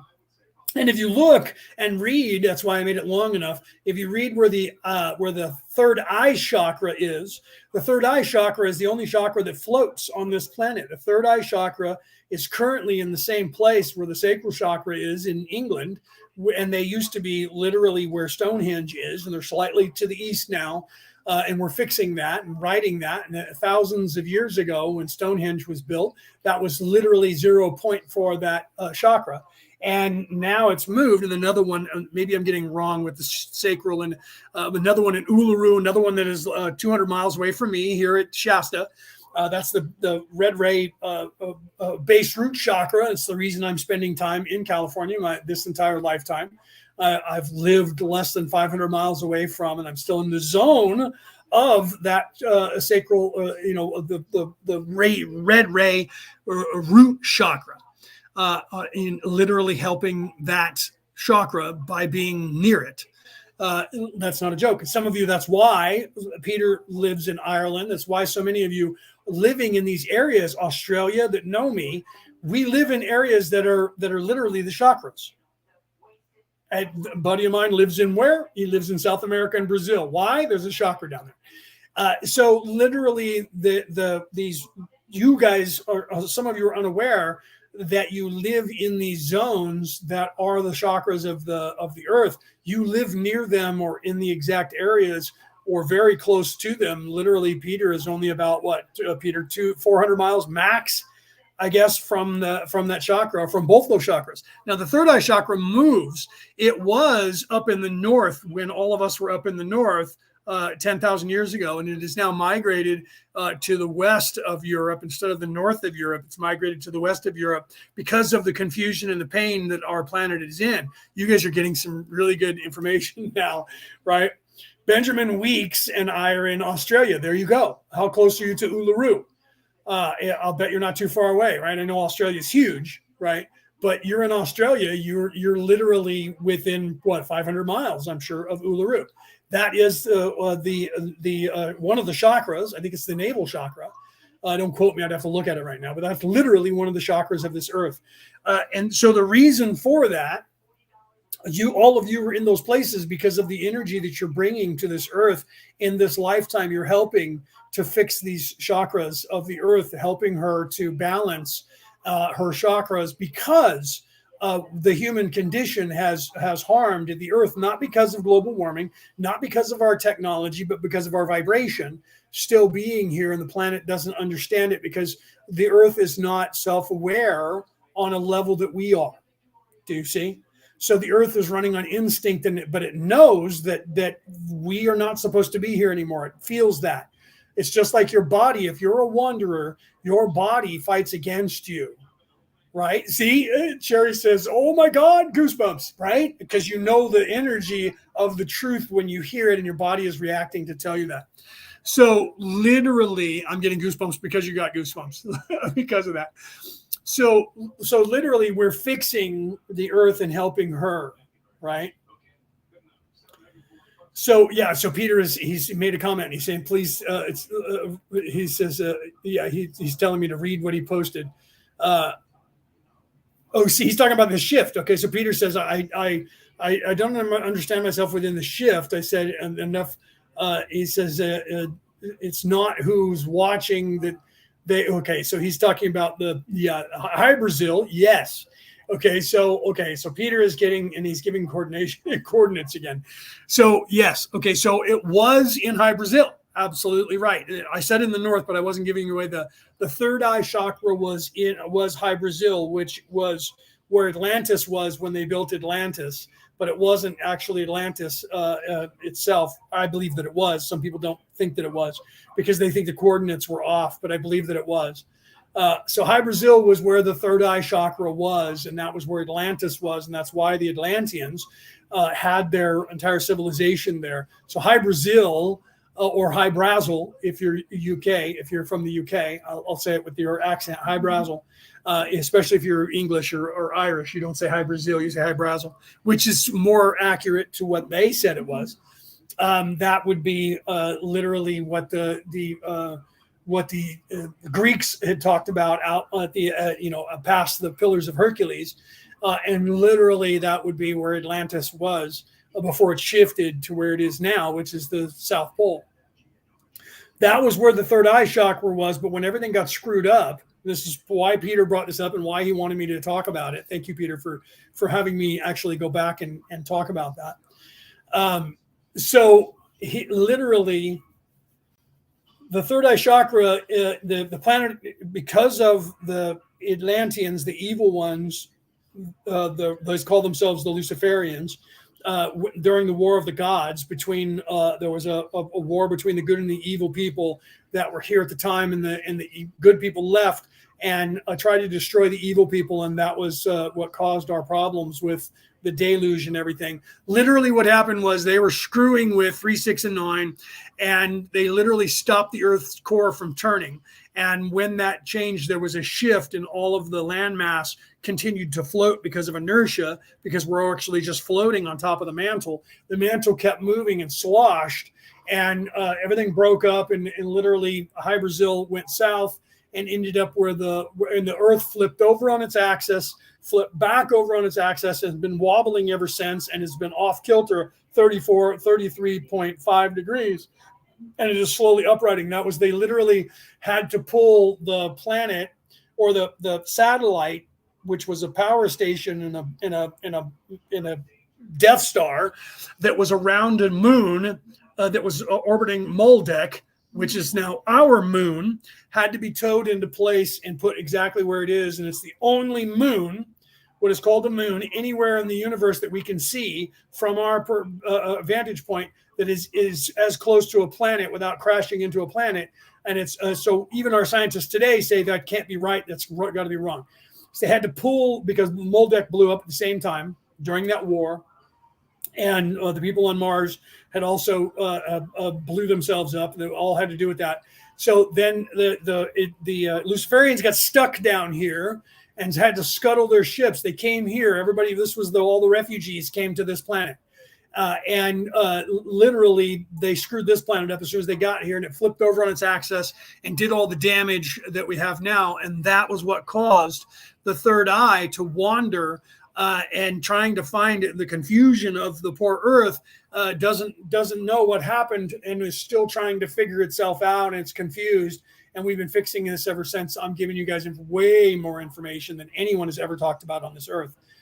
I'll guarantee that. You can look this up. You won't find anyone that has said this. I have never in my life heard anyone talk about this out loud. Okay. So the third eye then shifted further north from Hive, Brazil, went north into about where Denmark is today, or right around there where the Geats were, where Geatland was, where the whole entire that thing happened with the Vendée, which means grinder, the Vendée, and Beowulf. They were Geats. And so was Thor. Thor was a Geat. He was a Geat as well. That was where he came down to. So where that is where the third eye went, and we repaired it. Then it shifted a little bit further north over to Greenland, and that was when the Vikings had then migrated over to America and called this place Vinland. And literally then the third eye shifted because of the energy that of the Druids that we were helping, pulled it as close as we could to the chakra that is there now that was Stonehenge, that is now in that area. And I can't think of the names of the places, but I have it posted. And to protect it and to heal it, we're trying to get it back to where it was, which would be out in the Atlantic Ocean, not too far from where it is currently. We're trying to push it back out there where it was, and to fix it to help this Earth. And we've righted all of the other chakras and held them in place close because they're actually shifted off. If you look, it's about 100 miles from where it is now, from the chakra that used to be in there at Stonehenge, and here Mount Shasta. The chakra is a little bit off and should be a little bit closer to me than it is. So we're still fixing it. Uluru is still off a little bit. Everyone knows that down there. And we're shifting them back. What that means, we have to shift all the ley lines of the entire Earth. All of the energy grid of the Earth has to be shifted as well, because that is the neural network of the brain and the actual functioning brain of this Earth.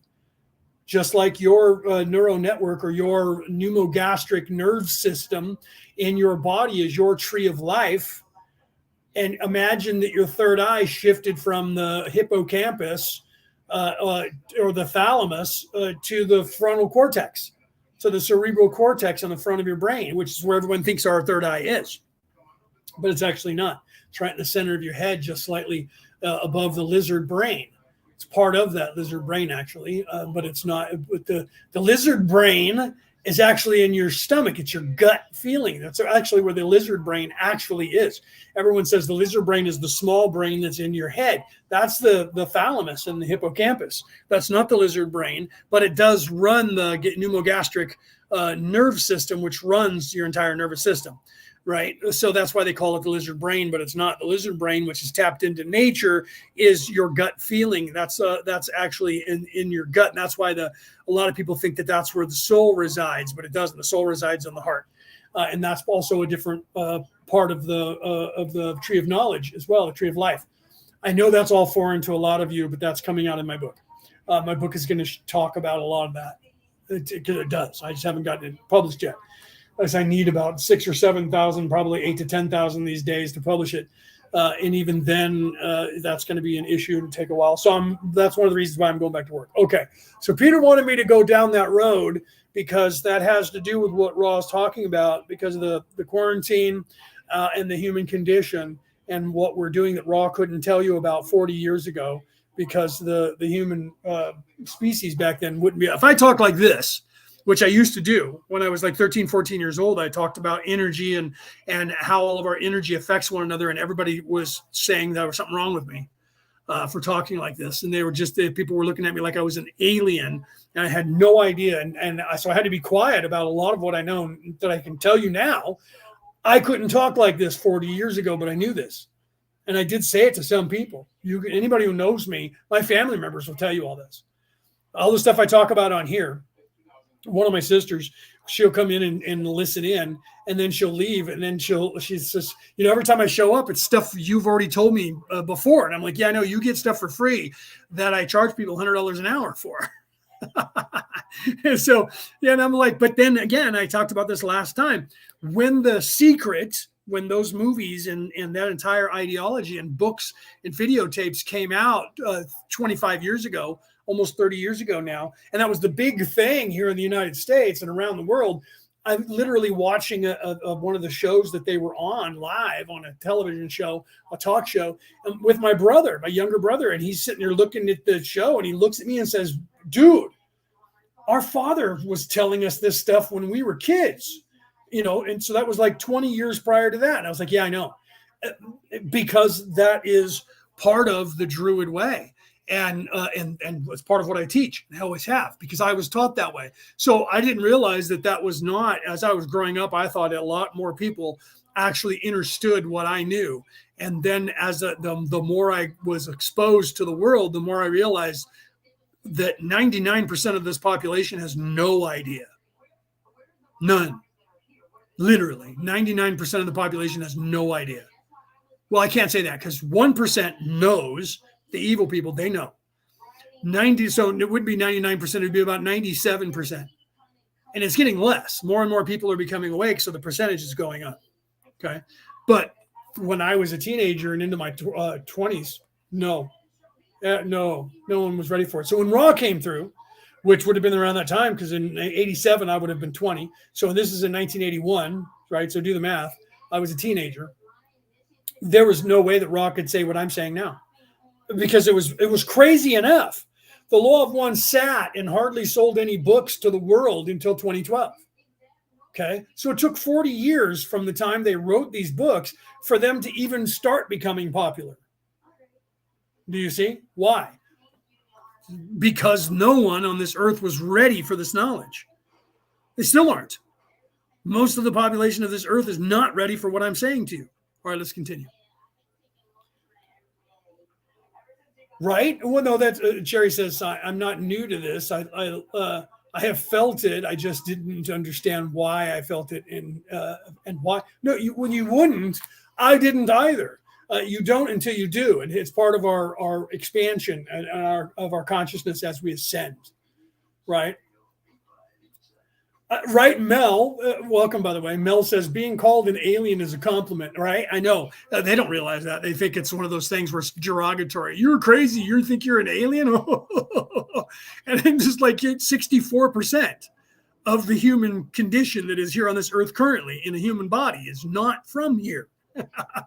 I remember when Jamie Watson Wolf, live doing a reading on me, came to that realization and said, it literally said, you're not from here, are you? And I said, no. And then when I told her how long I had been here, she's like, you're really old, like old. You've been around for thousands of years. And I'm like, I've been on this earth for about 150,000 years. And she's like, oh my God, what? And I was like, I just told her, that, not live on air, but live in the chat the other day, that she has been here that long as well. And she needs to look into that.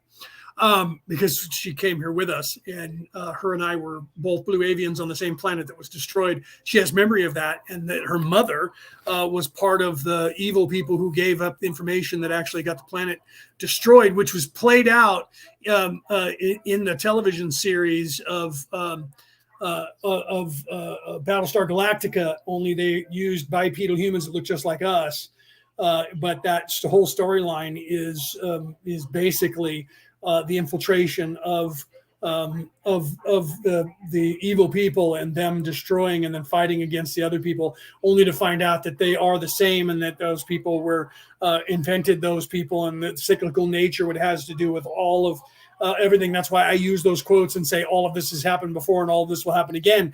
And they actually use that in that television series. You guys should watch that. The old one in the 70s didn't do it justice, but the one in 2004, that one did it justice. It's a 3-year. It had 3 seasons, and that one did the storyline, the original story that they had written for the one in the 70s that didn't do it justice. Did that one? They did it really well. It was just like the original manuscripts and books that came with it. You should watch that series if you're a sci-fi fan, because that is very esoteric, and like I said, that's literally the modus operandi. And it's playing out what happened to the blue avians of their world being destroyed and being hunted, chased throughout the universe. And then when they ran to where their ancestors went, and when they got there, they realized their ancestors had gone through the same thing. The ancestors had gone through the exact same thing, and that most of them who were there on that planet who got destroyed recycled and were back and were reliving it again, and literally found themselves following the footsteps of their own selves, not knowing that. And I'm giving away some of the because if you've never seen Battlestar Galactica, don't listen. I'm giving away some of the secrets. Don't listen. Don't ignore me. I didn't say that. Prank caller. Okay. Let me continue with Raw now, but I'm giving you guys, again, I've stopped hiding because before I was trying to pull all the people from the low vibration and keep them along to give them information. And we have decided over the course of time that those people will wake up when they're intended to. So instead of trying to give the information to the entire world, I'm going after, we're, as we put it, waking up the lions now. So what I'm doing now is I'm pulling those of you who are awake enough to get what I'm saying. I'm pulling you up farther and actually waking you up more, and then forcing you to do the same to me. So we have this reciprocal give and take, learn, teach, learn that I do and that we all do to continue this cycle to uplift everyone. So with my book, I'm going to get a lot of opposition because there's going to be a 1% of the population who owns 99% that are not going to want my book out there to the world. And you will see that when I publish it, that you will be hearing about all of the opposition that I'm getting to them trying to ban me and not sell my books and not let people know about it. But that's going to end. They can't continue to do that because there's too many of us here now. There's literally 64% of the population of this earth actually came to this earth to end this way of life. They can't stop it. That's why they're all aging out, and that's why they're all going crazy, and they're all we literally just had Chuck Schumer, no, the other one, whoever it was, the Republican guy here in the United States, he literally froze. He's so old and having so many mental problems that he was in the middle of talking and he went, "Bleh," and stared at the screen, literally live in front of the news people talking. And the people around him realized it. And they were like, oh, okay, here, let's take him out of here and go. And then later he came back out and he's like, I'm fine. No, you're not fine, bro. You just fell down and got a concussion the day before. You're falling down. And then you had to literally Dianne Feinstein, who is also has Alzheimer's. They're all so old. They're like my mother. And she was supposed to say, present. And she went into this whole long tirade of giving a whole speech. And they were like, madam, you're just supposed to say present. Oh, what? What? She reminded me of my grandmother before she had died. Oh, yeah, present. And it's just scary. This is what's happening. Good thing is they're not being replaced. The good thing is the evil ones that are coming in are so stupid that they're not even involved in these. They're not part of the whatever they call themselves, the evil people that call themselves that, right? And yes, Benjamin says it's building energy as we awaken. Yes, and then so the more we can wake up those people who are already here, that came here for this purpose, once you know to be able to hone your intentions and point your intentions to a positive way, that's the snowball effect, and we'll reach the seminal point faster. So we've decided back in 2012, prior to that literally as I was growing up, I thought, my God, I'm the only person on this earth that knows what's going on. That can't be right. And I literally only knew one other person until 2007, and I met like one or two other people.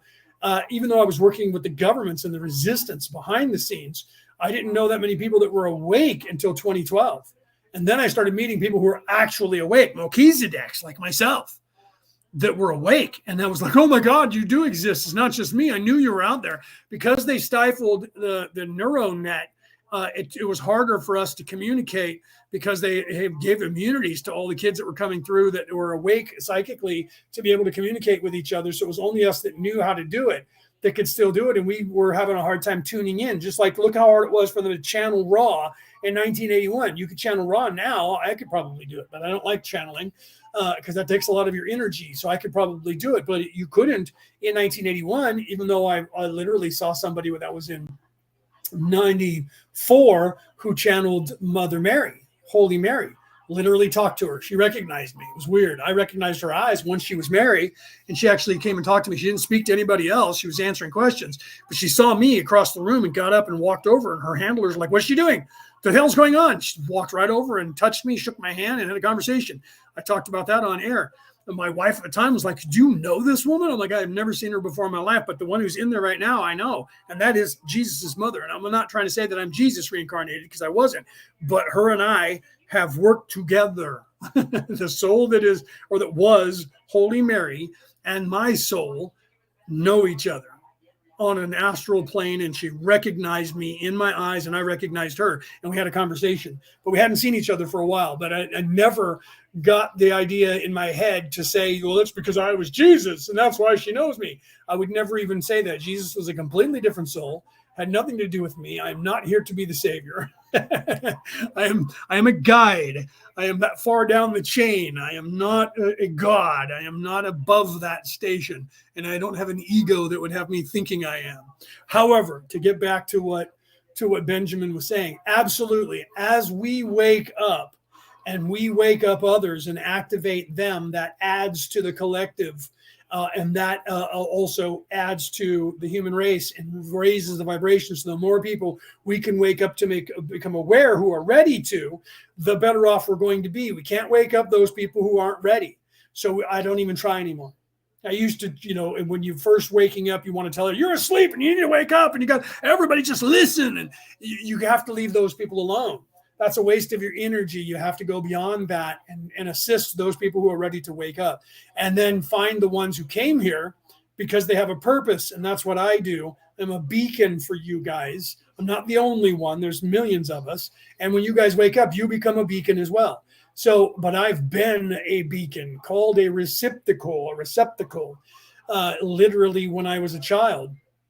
That I was designed at the time as a pillar of light, in a sense, an antenna that draws people to me for this purpose. Okay. So literally that's what you become. Your light changes, you become this indigo color, and people see it. That's why I have had to assist people into the light, because they think I am the light, and they're disembodied spirits and don't know they're dead, or they do and they're lost and they don't know how to get to cross over. And they're like, you can hear me and see me, and wow, help me. And they just assume that I'm not an evil person. Thank the gods I'm not. And I open the doorway. Here's the light. See it. Go there. And then you have people now that go, don't go into the light. It's a trap, because they bought into this entire narrative that's being preached. That is the lie that keeps you trapped. Don't go into the light, because they'll hit you over the head. They'll hit your spirit over the head, will zap you and do damage to you and make you have amnesia, or lie to you and tell you you're on a secret mission. All of that is the narrative of evil. Of evil people, the people in service to self, the Orion Crusaders, not to be confused with the Orion Coalitions or the Orion, Council of Light, which Ra doesn't talk about. Ra only says that, but he does actually says it differently than the Orion Crusaders. All right, let's continue here. So we're up to Ra saying when people are becoming self-aware, and they know that they have to do something, and your instincts start driving you to ascend. To accumulate, further needs are discovered: the need to trade, the need to love, the need to be loved, the need to elevate animalistic behaviors to a more universal perspective. During the first portion of third density cycles, incarnations are automatic and occur rapidly. Yes. Now I'm going to stop again. I'm going to put this up on the screen for you guys to see. right? Jerry says poisoning the good and the water, 3D printing of food, COVID, war on Putin. Yeah, Putin's not a bad guy. Putin is coalition friendly. Cherry, you're waking up to know that. He's not one of the bad guys they keep painting him out to be. He's actually fighting against evil. That's why they hate him so much and they're going after him. And he's using the Chinese to his advantage, even though they're not exactly good. So she says, let me continue. She says, Putin to make him the bad guy. But I recently found out by Mark McPherson, a good person, that he was promoting natural foods and protecting his country. And he can't be controlled. Literally, a lot of you guys don't know about that. Those of us behind the scenes knew that when Putin would show up at these, G8 and G12 summits, that if you guys remember Napoleon, and Napoleon always put his little right hand, he always tucked his hand into his shirt or his pants. That's actually a little gang sign that they still use today. They either put their hand in their slightly in their trousers or in their shirt, and they still do that. And that's a sign saying they are the cabal, they are the Illuminati, they are the evil people that are in control, the Luciferians that are in control of the earth. And I've seen several pictures of those people standing in front of Putin and literally with their hand in their thing, looking at Putin like, "Fuck you, dog." And he was looking at them like, yeah, every dog has its day and you will. And literally, when we were trying to show the world back in 2015 that Putin wasn't this evil dictator that they claim that he is, and then people today, they don't care about China. All of them are getting paid off by China in the United States, so that none of them, and over in the UK as well, you're not going to be painting China as bad guys, but they will paint Putin in a second as a bad guy. Because Putin is the big evil. You know why? Because Putin is the strongest power that is anti-cabal on this earth. And he has taken that power, and the people that are Russian love him. They don't hate him. They're not afraid of him. They have never been more prosperous, except for now. A lot of people would call me a communist for it. Oh, but I'm not a Chinese communist because they're the good guys. But I'm a Russian communist because that's somehow different. But they're actually better off now than they ever have been. But the people don't want it. They're afraid of Putin because he was in the KGB, right? Well, I was in the Irish IRA. So people would be afraid of me because of that. Most people don't believe me, and I'm okay with that. That'd be like me saying that I was in the CIA. And then all of a sudden, what if I become the head of a country? They're going to go, he was the head of the CIA. Well, that's what happened over here when George Bush Sr. became the president. He was the CEO or the head of the CIA. In the 70s. He got promoted right after the 60s when John F. Kennedy got assassinated, when they asked him questions about where he was, George Bush Sr., and he said, well, he was in Texas at the time, but he couldn't remember his whereabouts, right? And I've seen pictures of him standing outside the hospital when they brought JFK into the hospital. He was standing outside the hospital smoking a cigarette. I've seen the picture of him there at the hospital in Dallas, okay? But you won't see that floated around the internet. Okay, but I've seen that picture when we were doing the investigation back in the teens, 2010 to 2017. Same information that has now come to light, proving the pedophilia, and that the prince who got excommunicated by his mother or his grandmother because he was screwing that poor girl who is now in her 40s. I saw the picture of him standing there that they showed on air as part of the investigation that we had. Guess who else had their arms around that little girl at the exact same time in another photo? Bill Clinton and his wife, Hillary Clinton. Okay. Also, at that exact same time, I saw those pictures. Those are out there. You just can't find them anymore because that information, even though we gave it over to people who didn't see the light of day until just 3 years ago. And we had them in 2015. And gave them to the powers that supposedly were going to be outing them. So there's far more information that's already been outed, but they won't allow it and they're attacking it. So I agree with you, right? Jerry, I agree with 100% of what you're saying. But you can't be afraid of them because that's what they live on is fear. They want you to fear them and they want you to believe that they're in charge and that they're in control. And they're not. They're losing control. They're aging out. They're old. This way of life is going away. And I'm going to help usher in and show people And literally a psychic said that when she was reading me the other day, O'Rourke from Australia. She was reading me the other day and literally said, you're going to be one of the people that's going to outline how to fix the earth and how to get away from this way of life. Yes. But no one said that out loud. It's in my book. And it's going to be in the books that I'm going to be writing, the other books that I'm writing as well. When they come out, it's going to be telling more of that information to people. That's one of the reasons why I'm going back to work right now. And I've posted my price points, because I'm going to be doing this exclusively for the planet soon, with a lot of the people that are in this, that are here, that talk in my shows that I work with behind the scenes. We're going to be touring the world and helping this planet. Some of you are not ready yet, but you're going to be, and you will in time realize that. All right, let's continue. Upon the cessation of energy complex of the physical vehicle, there is small need to review or to heal the experiences of the incarnation. As, what you would call, the energy centers begin to be activated to a higher extent, more of the content of experience during incarnation deals with the lessons of love. Chakras. Thus the time, as you may understand it, between incarnations is lengthened to give appropriate attention to the review and the healing of experiences of the previous incarnation. At some point in third density, the green ray energy center becomes activated, and at that point incarnation ceases to be automatic. Heart chakra. 21.10 Questioner. When incarnation ceases to become automatic, I am assuming that the entity can decide when he needs to reincarnate for the benefit of his own learning. Does he also select his parents? Yes. Ra. I am Ra. This is correct. 21.11 Questioner. At this time in our cycle, near the end, what percentage of the entities, approximately, incarnating are making their own choices? Ra. I am Ra. The approximate percentage is 54%. 21.12 Questioner. Okay, so literally at that time, 40 years ago, 54% of the population was aware enough, and even though they're stuck, was aware enough to actually design their own lives and not just come back over and over. Okay, it's higher than that now, because 64% of the population now is not from here. In 1981, when this was being channeled, the population of the Earth was 2.7 billion. We are now at 7.9 billion human beings. Okay, so at that time, the population of us that were here was a lot less. We were not 64% of the population. We were probably about 54% of the population.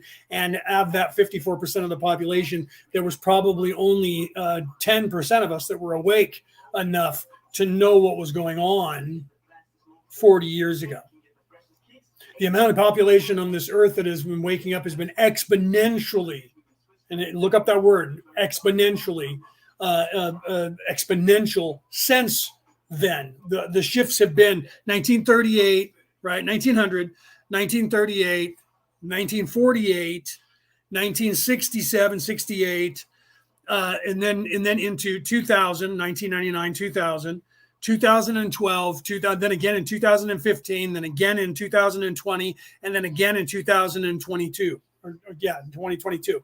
Those have been definite huge shifts. And if you notice, those shifts went less and less quicker together as exponentially people are waking up. These shifts in consciousness are changing faster and faster because there's more and more people waking up.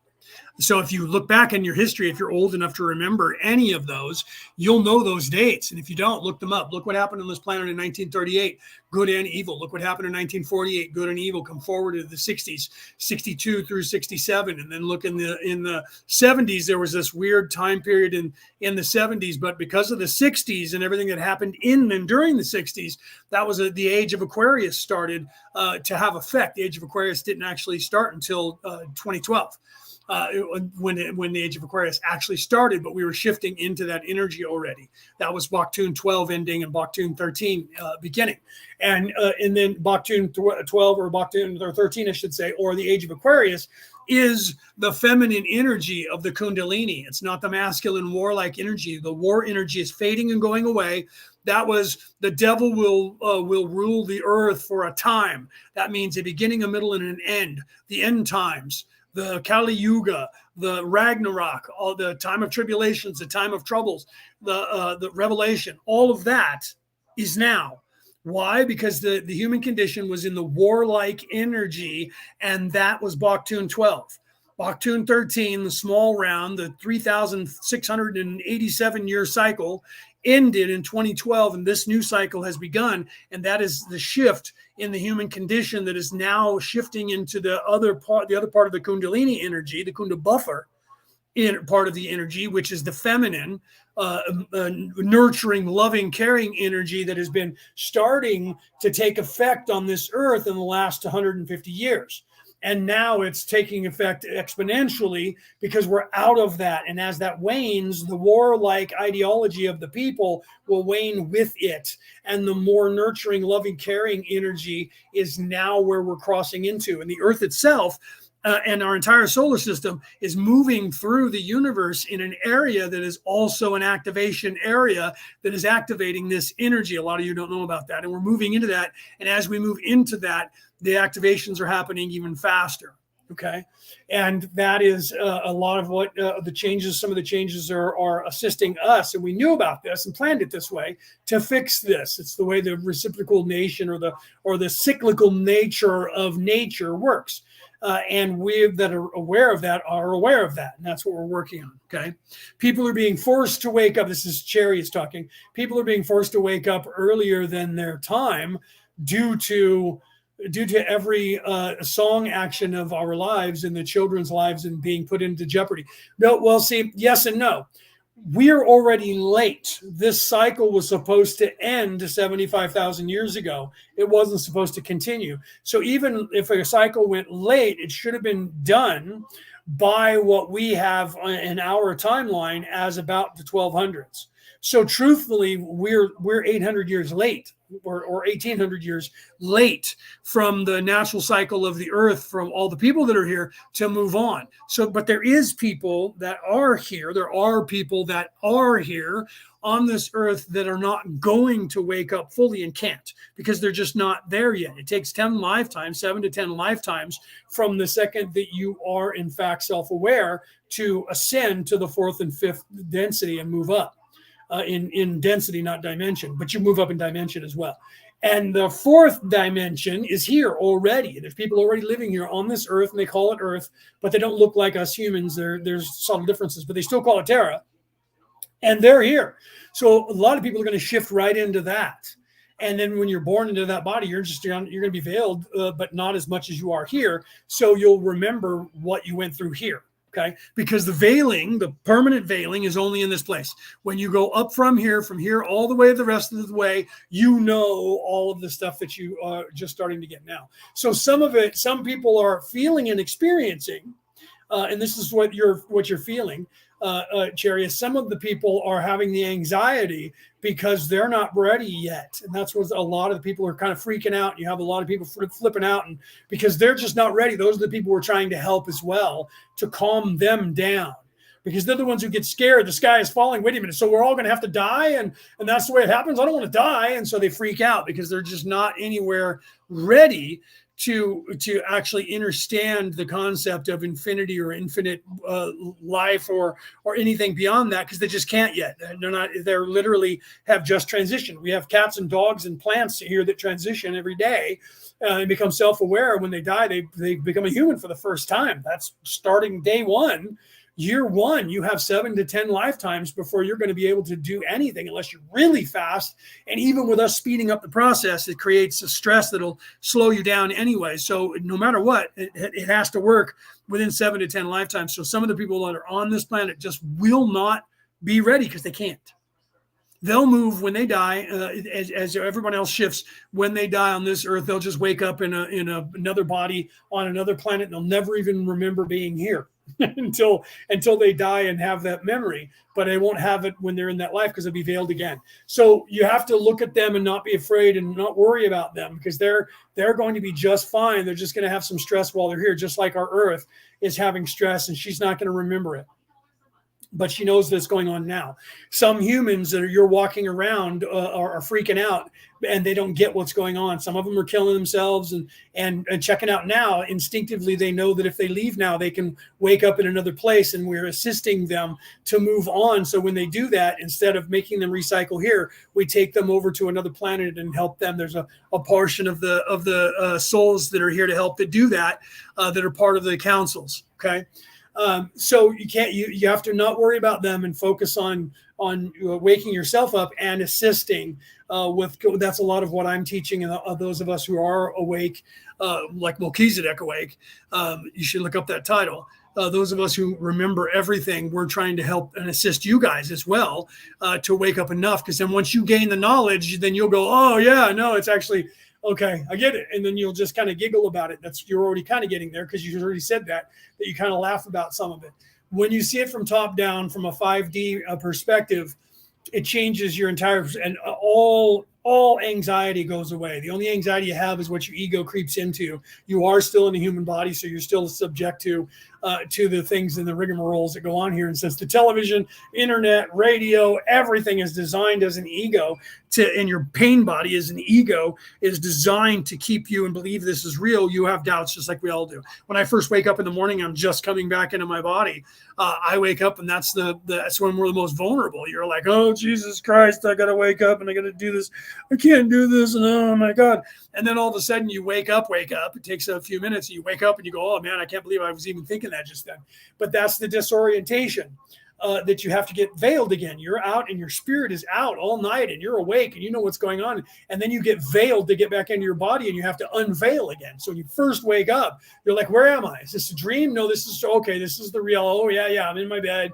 And oh crap, and I have to go to the bathroom. My body's waking up, and then you're in the bathroom, and you're like, "Oh Jesus Christ, I can't believe," and I don't fit. Nothing. And then when you wake up, as the day goes on, then you go, "Oh yeah, I remember now." But it's that zone in between there, right? Anna, welcome. Speaking of someone else who's in Australia, right? Anna's down there in Australia near Uluru. I don't know how close you are to Uluru, but that's one of the chakra points. You're close. Like I'm a couple hundred miles away from the one here in California at Shasta.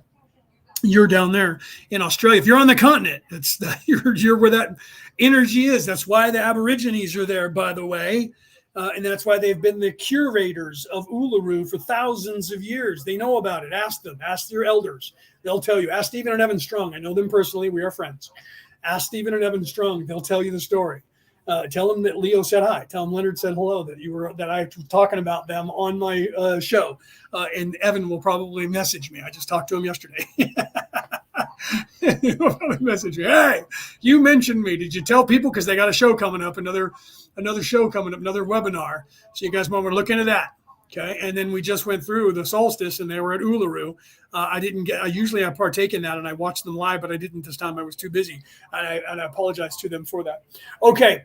So literally you have to realize that, and this is what Ra's talking about, but without getting into the details, he's talking about how you become aware and you start being driven with your instincts as being self-aware for the first time. And you know that there's certain things you need to know. And then 54% of the population back then was aware enough to be able to design 100% of their lives. Every bit of this life that I'm in right now, I realized, and I didn't know this until I started looking into it. And people were telling me, oracles were telling me about my life number being a 33, which is an ascended master, the highest degree ascended master, that Jesus was a 33. And I was like, what does that mean? What does that even entail? And why? And now because of being a physicist, I looked into the math and went, what? That's freaking crazier than the number 24. 33 is insane. That's why 33 degree master mason. That's why they chose that. 33 vertebrae in your spine. Jesus was 33 when he was crucified, which is the spinal column and the oil in that. And Thor was 33 when he chased Fenrir the wolf out of the sky. And Santa Claus was 33. They always show him as this old fat guy, but when you watch the story of when he became Santa Claus, he was only 33 years old when he fully became that. And why? Because that was the same Christos. That's the same thing. Santa Claus going up and down the chimney and giving you a gift is the same as Thor coming down to earth and proving his worth to his father to become immortal again, and then leading an army from Midgard, earth and back to heaven to fight Fenrir, which is his brother's son, one of his brother's sons, Fenrir the wolf, who is in the darkness in the sky. That's the veiling. That's your third eye being closed. And then Thor means thunder, by the way, and Mjolnir, his hammer, Mjolnir means lightning. He uses his hammer, which is lightning, to crack the sky and scare off Fenrir the wolf. And what is that? Illuminating and enlightening and opening your third eye. It's the same illumination of the Christ, the Christos, illuminating your third eye, your thalamus in your body, in awakening you and ascending you. And that happens once a month in your body if you know your cycle of when you were born, your sun sign, and when the moon cycle of each month goes into your sun sign for those 2.5 days, which was the exact same time Jesus was crucified and was resurrected 2.5 days after. We always say 3, but it was 2.5 days. There's a video that I talk about. I've shown it to you guys, and I've wrote about it in my book, and I explained that entire process, and I'll teach any of you that want to know this. I've taught everyone around me, and those of you who are in the audience who know that, I've taught you guys how to look that up and given you a website that tells you, and I've actually put it on my phone and my calendar, so I know all the way up till through the year 2026. And I just went through that last weekend, last Friday, Saturday, and Sunday. A week ago today was when the sun went and the moon went into Virgo for 2.5 days. So during that time period, no sexual activity.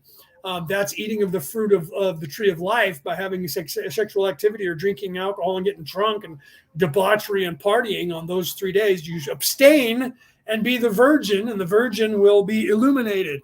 And so you are the virgin for 2.5 days, and then the oil expands into your consciousness, and it actually has an effect that you can actually feel and sense. Although I was unaware of it when the 2.5 days, because I don't remember the exact time, but when it happened, I went, what? So there's a video out there. And if you guys don't know, ask me about it after the show, and I'll put it in the chat. And if you're not in the Law of One chat on Messenger, have somebody in this group that is, which Akari is, and Rick is, and Anna is, and Penny is, have one of them add you to it so you guys can continue the conversations that we have here in the chat on Messenger, that we continue constantly, especially Peter GV from South Africa gives you guys prophets from around the world.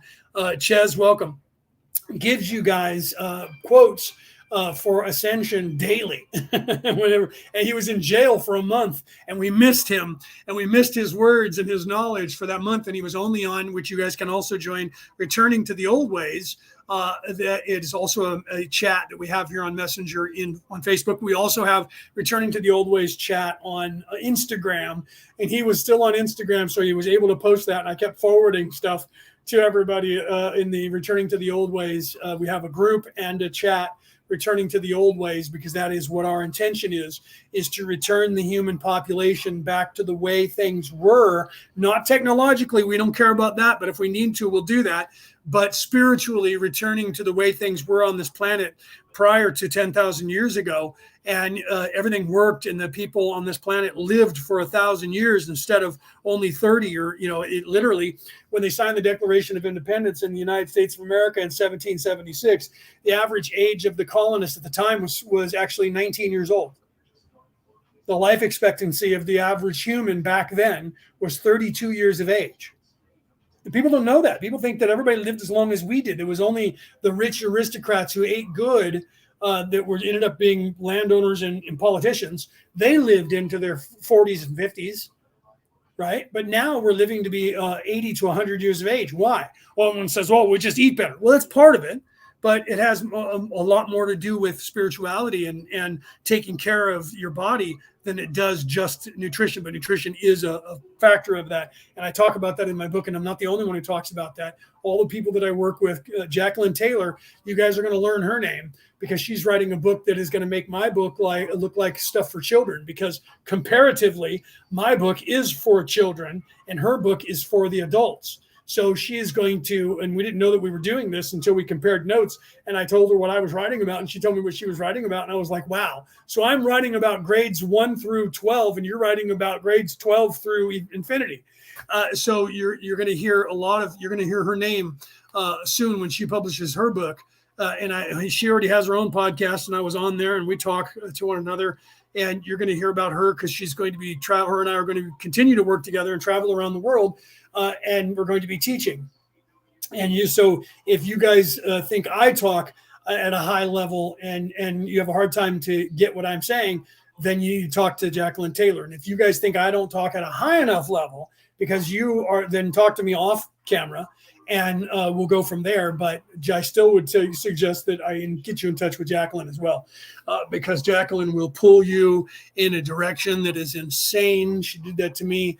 She does it to me even today, and I helped her to wake up while she helped me to wake up. And we talked about that when I was on her podcast last month. We talked about that, how we helped each other to fully wake up to where we are now. Okay.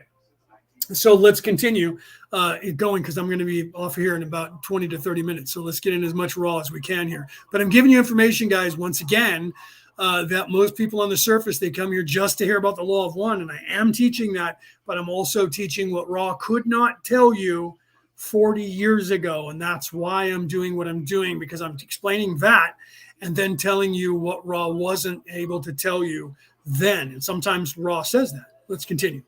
Thank you.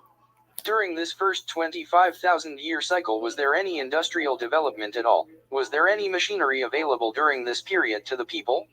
Ra, I am Ra. Using the term machine to the meaning which you ascribe, the answer is no. However, there were, shall we say, various implements of wood and rock which were used in order to obtain food and for use in aggression. 21.13 Questioner, at the end of this first 25,000-year cycle, then, was there any physical change that occurred rapidly like that which occurs at a 75,000-year cycle, or is this just an indexing time for a harvesting period? Ra, I am Ra. There was no change except that which, according to intelligent energy, or what you may term physical evolution, suited physical complexes to their environment, this being of the color of the skin due to the area of the sphere upon which entities lived, the gradual growth of peoples due to improved intake of foodstuffs. 21.14 Questioner, then we have a condition where at the end of the first 25,000-year period, I would say that I am guessing that the Guardians discovered that there was no harvest of either positive or negatively oriented entities. Tell me then what happened? What action was taken, etc.? Ra, I am Ra. There was no action taken except to remain aware of the possibility of a calling for help or understanding among the entities of this density. The Confederation is concerned with the preservation of the conditions conducive to learning. This, for the most part, revolves about the primal distortion of free will. 21.15 Questioner, then the Confederation gardeners did nothing, I'm assuming, until some of the plants in their garden, shall I say, called them for help. Is this correct? Ra, I am Ra. This is correct. 21.16 Questioner. Right, before they get into that, Cherry, I just added you to the Law of One chat on Messenger. You should have the if not, I'll have somebody type something into the chat in Law of One, and it'll blink up on your thing. But I added you. So anybody else that wants to be added in there, I didn't see anybody else say that. I just happened to look up and I saw that Cherry said, "Please add me to that group," so I did. All right, let's continue. When did the first call occur, and how did it occur? Ra, the first calling was approximately 46,000 of your years ago. This calling was of those of Maldek. These entities were aware of their need for rectifying the consequences of their action and were in some confusion in an incarnate state as to the circumstances of their incarnation, the unconscious being aware. Okay, so the Maldek, for those of you who are unaware, is what we now call the Kuiper Belt. Maldek was a planet that was here in our solar system before it they blew themselves up. Okay, and when they blew themselves up during that war, now it's just this. It's what we call the asteroid belt that we call the Kuiper Belt. That was the planet Maldek. Okay, let's continue here. Conscious being quite confused. This created a calling. The Confederation sent love and light to these entities. 21.17 Questioner, how did the Confederation send this love and light? Precisely what did they do? Ra, I am Ra. There dwell within the Confederation planetary entities who from their planetary spheres do nothing but send love and light as pure streamings to those who call. This is not in the form of conceptual thought but of pure and undifferentiated love. 21.18 Questioner, did the first distortion of the law of one require then that equal time, shall I say, be given to the self-service oriented group? Ra, I am Ra.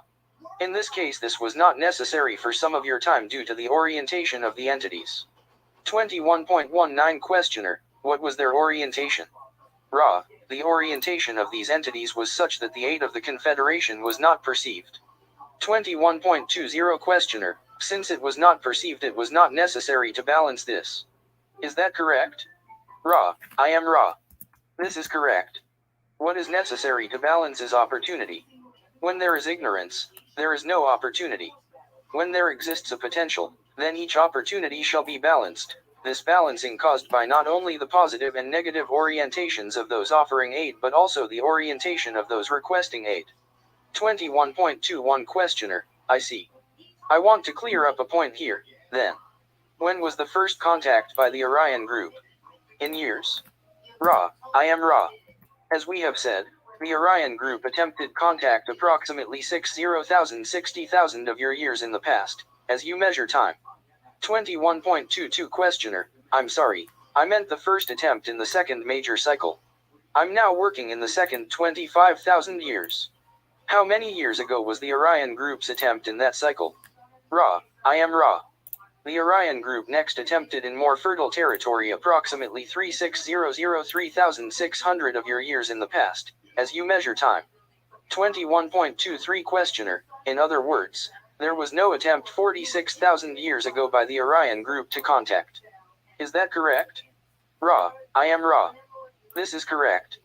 21.24 Questioner, as we progress into the second 25,000 year cycle, did at this time, during this period, was this the period of Lemuria? RHA, I am Ra. This is incorrect. However, those who escaped the destruction of Lemuria by natural catastrophe and were thus of Lemurian background continued their learn/teachings at locations ranging from your South America onward through the Americas as you know them and continuing over what was at that time a bridge which no longer exists. There were those in what you would call Russia. Tape ends. 21.25 Questioner, just to quickly refresh my mind, how many years ago did Lemuria suffer its catastrophe? Ra, I am Ra. This was approximately 50,000 of your years ago. The origins being approximately 53,000 of your years ago. The damage being completed in that last small cycle of the first master cycle. 21.26 Questioner, did you mean to say master or major cycle? Ra, I am Ra. The appropriate sound vibration complex is major cycle. 21.27 Questioner, thank you. Then did the ending of this first major cycle have something to do with the destruction of Lemuria, or did this destruction just happen to occur at the end of that cycle? Ra, I am Ra. There is a confluence of energies at the ending of a major cycle. This encouraged what was already an inevitable adjustment in the movement of the questioner. Thank you very much. I apologize for being so stupid in making my questions, but this has cleared up the point nicely for me. Thank you.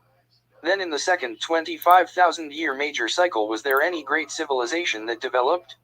Ra, I am Ra. In the sense of greatness of technology, there were no great societies during this cycle. There was some advancement among those of Deneb who had chosen to incarnate as a body in what you would call China. There were appropriately positive steps in activating the green ray energy complex in many portions of your planetary sphere, including the Americas, the continent which you call Africa, the island which you call Australia, and that which you know as India, as well as various scattered peoples. None of these became what you would name great, as the greatness of Lemuria or Atlantis is known to you due to the formation of strong social complexes and, in the case of Atlantis, very great technological understandings. However, in the South American area of your planetary sphere as you know it, there grew to be a great vibratory distortion towards love. These entities were harvestable at the end of the second major cycle without ever having formed strong social or technological complexes. This will be the final question in completion of this session. Is there a query we may answer quickly before we close, as this instrument is somewhat depleted? 21.29 Questioner, I just wanted to apologize for a bit of confusion on my part in carrying on to this second 25,000 years. I would just like to ask if there is anything I could do to make the instrument more comfortable. We would hope to have a second. Oh, you know what? I want to answer Cherry. Yeah, there's other vortexes that are sub chakras within our body and the earth itself as well. So if you look, some of the gateways I show on my reel that are not just the chakras, but the other main gateways that are sub chakras. But yes, every point, the chakras are along the what we would call the neuronet or the pneumogastric nervous system of our body. So every place where you have, like the pneumogastric nerve, is the focal point that is. If you look at my post that I just posted, my reel that I just made about the brain cell in the universe, you see one of those neural network areas, which would be the 0 point of the tree of life. And so, like the logos creation of the universe, and then everything is a sub logos, and then a sub logos, and a sub logos, and on down to us on the earth. So the universe is a logos, a creation, and then the sub logos would be the galaxies within the universe. Then a sub logos would be a solar system within a galaxy within a universe, and then a sub logos would be the planet Earth, or a planet in a solar system, in a galaxy, in a universe. And then we humans are a sub 4, the fourth sub logos, a species on a planet, in a solar system, in a galaxy, in a universe, in a multiverse.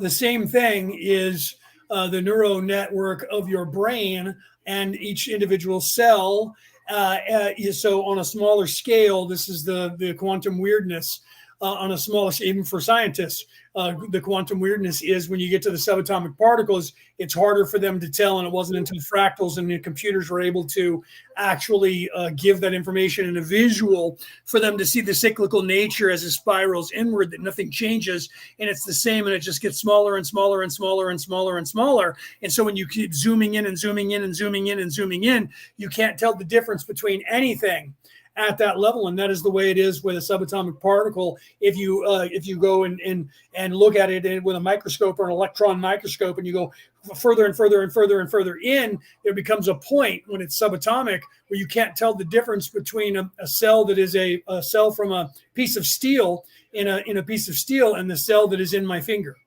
There is no difference in the cell that's in my finger or the one that's in my elbow, yet they make up a completely different thing. So the same thing is for the planet, has along this grid of energy, which we call ley lines, is the neural network of this earth. Is literally the brain and the neurons firing. And so there's these little areas where the energy, because it dies, light and energy only goes so far, and you have to have a zone where there is energy that can send that signal again and retransmit it, a transmitter or a relay station. And those relay stations are these chakra points in the human body. So you have a chakra point at every joint of your knuckles of your fingers, knuckles of your toes, your knees, your wrists, your ankles, your shoulders, every single one of your vertebrae in your spine is a chakra point, a mini chakra point. So the same thing along the ley lines or the energy lines. If you're in the UK, you hate us Americans saying ley lines, but we just have a different term for the same concept. The energy grid of the earth has points where you see that, like, all roads lead to Rome, and the neural network transmitter at that point, when the energy comes in, amplifies it and sends it on to the next neural network to keep it going. And the scientists haven't figured that out yet, but that's how all of this stuff works on the the distance. I'm trying to break this down as easy as I can explain.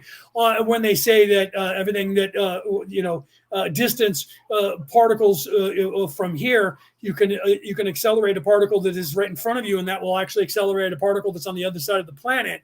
And they don't understand how that works. They're not grasping the concept of a neural network that which is the what everyone called the tree of life. The Vikings called the tree of life, and that tree of life is what the Jedi call the Force. The force is the neural network of the universe, and that your neural network of the universe is no different than the neural network in our brain. And I show you that radial image of the human brain cell and radial image of the universe itself. And then I show you the brain cells in the galaxies in the one that I just posted the other day, yesterday. Literally, if you watch my reels, you'll see that there's the real images and they're almost identical. But the universe is hundreds, if not millions of times more complex. But the neural network and the way it is set up, the spider web that is the galaxies and the universe, is identical to the human brain cell. There is no difference because we are inside the mind of us. That's what we are. We are the thoughts inside the mind. And if you listen to Ra in the very beginning, the first thing Ra says after we communicate now, Ra says, imagine you're a thought on a stage. You're a thought. We are a daydream of the creator. We are an imaginary character that we invented of ourselves, and we're taking on an individual persona of that individual, and we're having every possible experience from nothingness back to being the creator of the universe ultimately, and we merge back with the creator of the universe eventually, and then we're going to start over and recycle, and this consciousness that is you or me could take on another persona, many millions of personas around the entire universe. And the higher up you go in your ascension, the more you realize that you are everything. And that's the quickening that was in the movie, I can't think of the name of it now, with Connor McLeod in the Clan McLeod, where he was an immortal and they were battling to the end. And every time that they killed one of the other immortals, they picked up their energy and they called it the quickening. And it wasn't just then, it was when they tapped into the universe and they literally, there's a scene where Connor McLeod is being trained by Juan Valdez Villalobos Ramirez, which is played by Sean Connery. And he literally is teaching him to tap into the universe and nature and become and feel the stag, this deer that's there. And when he was able to feel the energy of life from the deer and gain energy, that's the energy of the Force. And he said to him that this is the quickening. And then they took off running and they had all this energy of the endless bounding energy of the deer. They don't explain that in the movie. It's esoteric, but if you see that, Highlander was the name of the movie and the television series that came out afterwards. And they made 4 movies, and I suggest to everyone who's ascending to watch those movies. They came out in the 90s, and they were about ascension and us being stuck in the battle that is going on with immortals coming down to this earth and fighting behind the scenes other immortals who are trying to destroy the earth and keep people enslaved and imprisoned. Sound familiar? The whole movie's about that. And that they're awake and they know that they're immortal and that they're going through this ascension process. And the prize was to become mortal, but to be a Melchizedek and to know everything.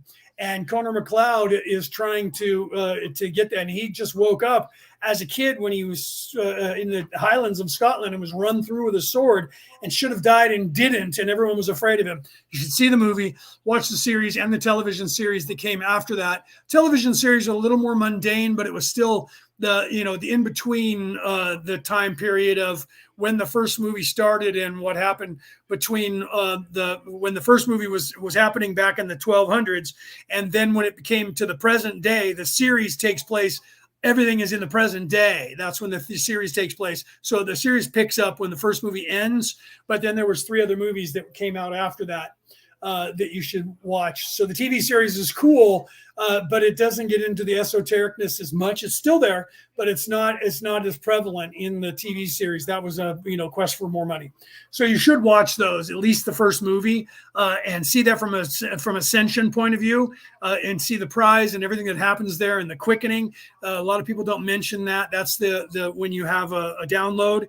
That's the quickening when you have a breakthrough in your ascension and you gain knowledge. That's a quickening, and that's that neural network amplifying your signal in your brain. And that's what happens when you become illuminated more than you were a second ago. That's literally your entire neural network being enhanced by energy and you firing at a higher level. That's the same thing as your thoughts going from one side of your brain to another, or just moving through your brain, and you're going from a neural network. And those are called in physiology, it's called glia cells. Okay, your glia cells are your enhancers that are relays in your brain. The more glia cells you have, the more intelligent the person is. And glia cells, you're born with a lot of them. Like Einstein had like 3 times the amount of the average human glia cells, the most glia cells they've ever seen in a human mind, but they haven't exactly dissected very many human brains, but they got his brain. There's still some pieces of his brain floating around. I've seen them. And I've actually seen images of his glia cells and how many he had compared to a regular human. And as you ascend, your brain actually generates more glia cells. So as you get smarter, as you ascend, your IQ goes up. Your IQ goes up because you start growing up and you become an adult. You become smarter.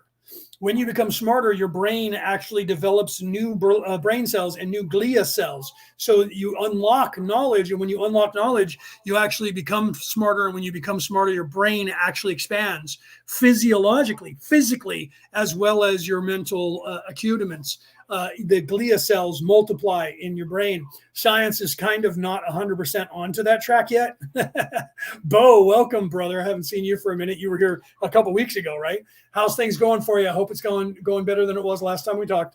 Last time we talked, you were having some issues. He's also in Australia, but he had just gotten in a fight with his roommates and was tossed out or left and didn't have a place to stay at that moment.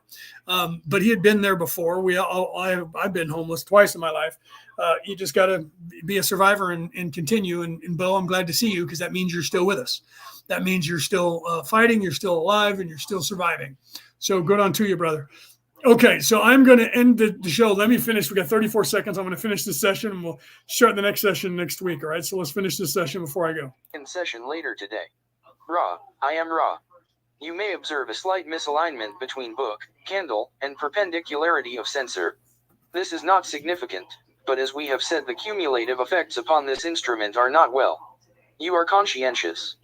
It is well to have a second session given the appropriate exercising and manipulation of this instrument's physical complex. I am Ra. I leave you in the love and the light of the one infinite creator. Go forth, therefore, rejoicing in the power and the peace of the one creator. Adonai. So good, Bo. I'm glad that you're getting there, brother. Just keep after it. You know you're going to be okay. You were okay before. We've been working together for about 10 years. We've both been through a lot in that time period. We both have made it here. You'll make it, brother. You'll be okay. So yeah, see, Cherry, he was telling Benjamin, I was just telling you this the other day. So I'm glad that you're working with Benjamin, and there's validation for you, Benjamin, that Cherry wasn't just making this up. I don't know if I'm saying your name right. I'm saying it like a cherry, and it's probably Sherry, right? I just realized that because of my mom's name is Cheryl, spelled with an SH, but one of her nicknames is Sherry. And I just looked at that with my glasses on and went, I've been saying Cherry. I bet your name is Sherry, and I've been saying it wrong. I apologize if I have. It is Sherry. I apologize for that. I didn't have my glasses on. I just saw the word. And then when I put my glasses on before, I was like, wait a minute. I think her name is Cherry, not Cherry, but Sherry. I actually dated a girl. Her name was Cheryl, and it was spelled Cheryl. And my mom is Sherryl. But yeah, Sherry. So I apologize for saying your name wrong. I'm glad that I caught myself, though. I had to put my glasses on and then look at the word and go, what are you doing? That's a female's name. She's not a little freaking a vegetable or fruit. Actually, I think they call that I guess it is a fruit. Like a banana. People don't think a banana is a fruit, but it is.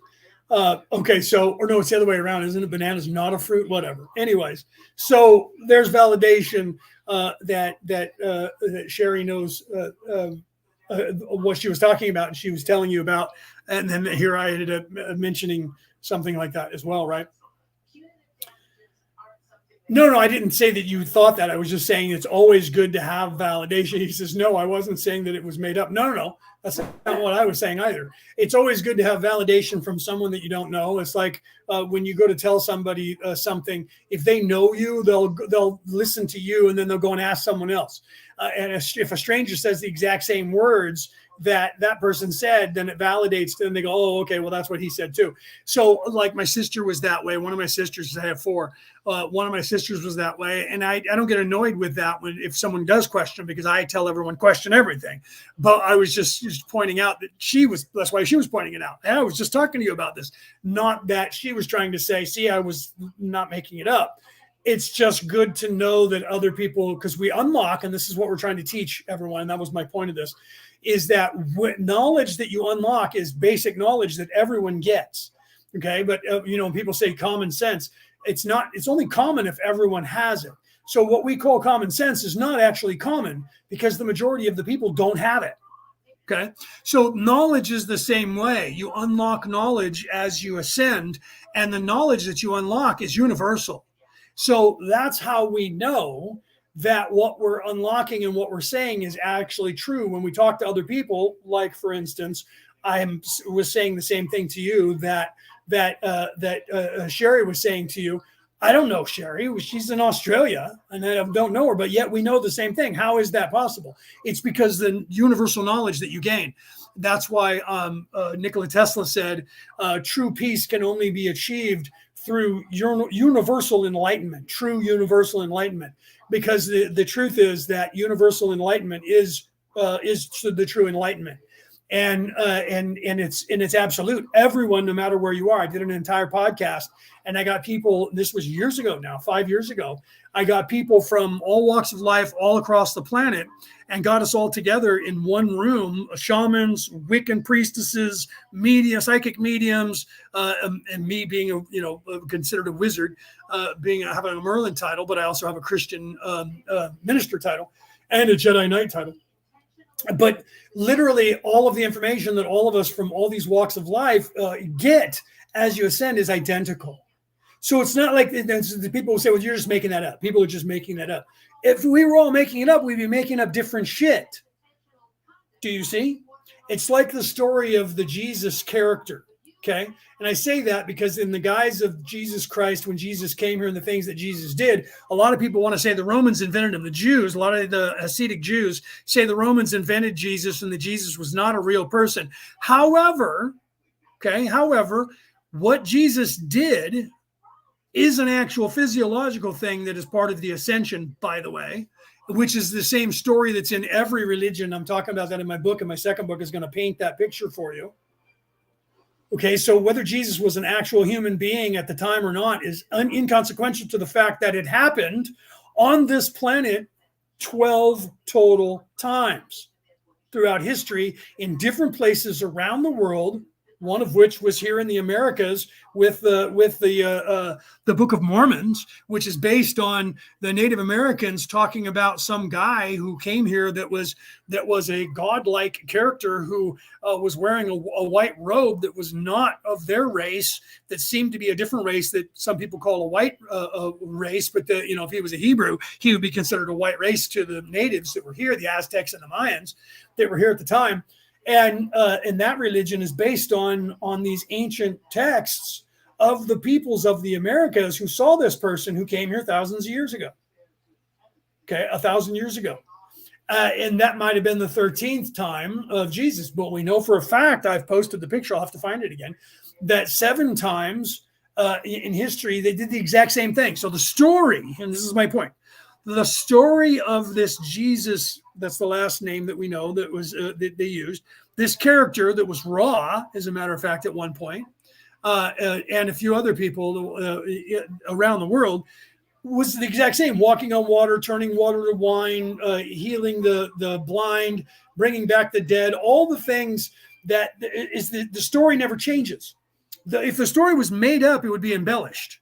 The only story in history that hasn't been embellished over the course of the years, and the only part of the Bible that hasn't been embellished is, or all of these Bibles, is the creation story and this hero character. this Hero of a Thousand Faces, which was written, a book that was written by, I can't think of his name right in a second. I'll think of it in a minute. It literally, the hero with 1,000 faces from around the world, the only story that is perpetuated other than the creation story, this Ragnarok story, this ascension story, this savior character, that's the only other story that doesn't change is the ascension. Not the ascension stories, but is the ascension of the human and the knowledge that is unlocked in the human condition as you ascend. All other stories are changed and embellished when we have what we call the grapevine. Do you see? And yet Bo says we are these gods. Yes, we are. We are and were and will become what those, and as the higher up that you go in your ascension process, the more your realization, when you get outside of the third dimension and you are not veiled anymore, then you realize that you can tap into all of these knowledges and you can actually relive and have the memories. And this is what a lot of people are tapping into when they go, because I know 7 people who claim they were what's his name, King Arthur. And in the beginning, I was like, I want to get all 7 of them in the room and say, well, the real Slim Shady, please stand up, because 7 of you all think that you were. And I know at least 3, 4, 5 people, women, who say they were Holy Mary. And talked to one who said, yeah. And then this other person said that she was that. And I was like, well, that's because you all were. You're not all the same soul right this second, but you are all the same soul. But when you're able to tap into the Akashic records or the halls of Amente, depending on where you're from, that's the halls of Valhalla, and you're able to tap into the knowledge that's up there, you can then tap into who you were not right now. And you literally, as you start tapping into that, you start having these memories, and those are to help you to ascend until you realize what it is that is leading you to, which is access to and unlocking that door to the halls of Amente or the Akashic records. And once you are aware of that, then you realize, oh, I wasn't actually Mother Mary, but I was, because on a higher level, we are all one. I was that person. I am that person, and I will be that person again. But you can actually tap into those memories and relive them as if it were you. So you start tapping into those memories, and you start having these memories, and some of them are not actually, you were not actually that person at the time, but on a higher level, you were. And so we say yes and no to everyone, because you're not currently that soul, but in a sense you are, because on a high enough level, we're all one anyways. And we're all just pretending that we're individual souls and individual things, because it's part of we're our own thoughts of our mind trying to pretend so that we can have the experience of living and dying, and in every possible way of that happening, being every race, being every color, being every creed, being everything that you can imagine. And we imagine a lot because we're really fucking smart. 24% of the population of this universe is humanoid, bipedal, like what's here on this earth. 24%. We like this form, and we have many different colors. I know of and have seen orange, red, yellow, blue, 3 colors of blue, not to mention the pink, brown, yellow, black that we have here on this earth, right? Blue, the blue avians. So those people have bird-like feathers and suckers on their fingers, like suction cups, like whatchamacallits in the ocean do, the octopuses in the ocean do, suckers on our fingertips. There was a sci-fi show that showed that with a person that had suckers on their fingertips. That's comes from the blue avian people. And they have their hair on the back of their head is blue feathers, by the way.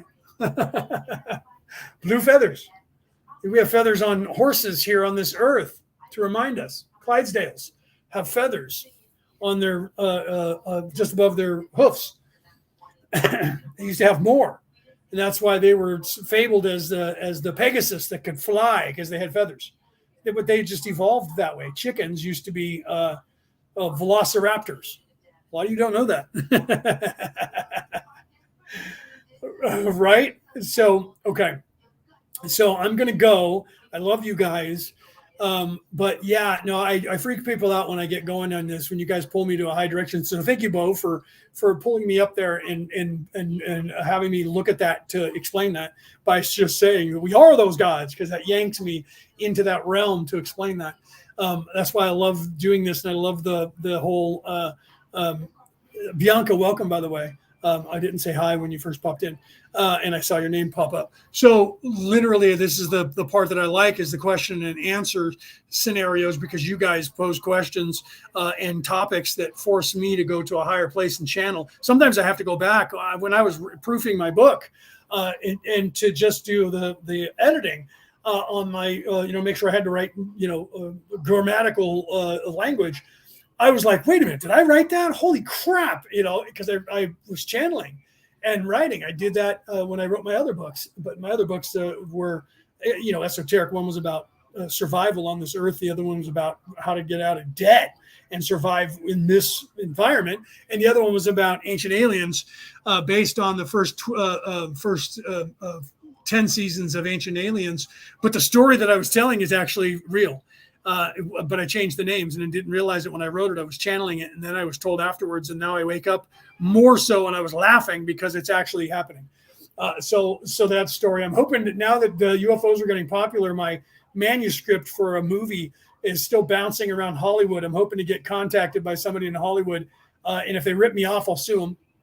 But I'm hoping to get contacted because they want to make the movie and they want to make more, because I can go on and on and on. It was already going to be 3 books, and I only wrote the first one. And I have a script for a TV series out there as well. So I'm hoping that it's still out there somewhere in Hollywood, and somebody, now that aliens are getting popular, that somebody's going to go, we should make this movie, and contact me, because I will not just sell it to them because I want to be a part of it, because there's more, and I will write more for them. And on the fly, I'll be like, you guys put somebody in front of me who can type as fast as I can talk, and I'll write the fucking script for you, and give me some script writers, and I'll give them concepts and tell them how to do it. And we can write more scripts, because I can just tell them what's really happening. and it won't be a lie, because it's true. The names will change. That's the way it is there. And the places and the stuff that is in my book, by the way, are all real. I lived in every place that the characters in my book are living. And I went to everywhere that every single person in my book went to. So that's all true.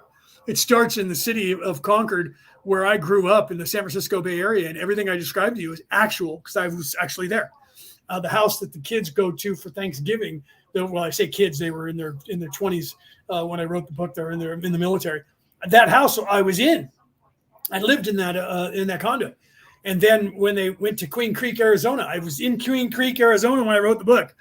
So everything that was being described, the hospital that he goes to, in that, I actually had surgery in that hospital. It's actually a real hospital just outside of town in Queen Creek, Arizona.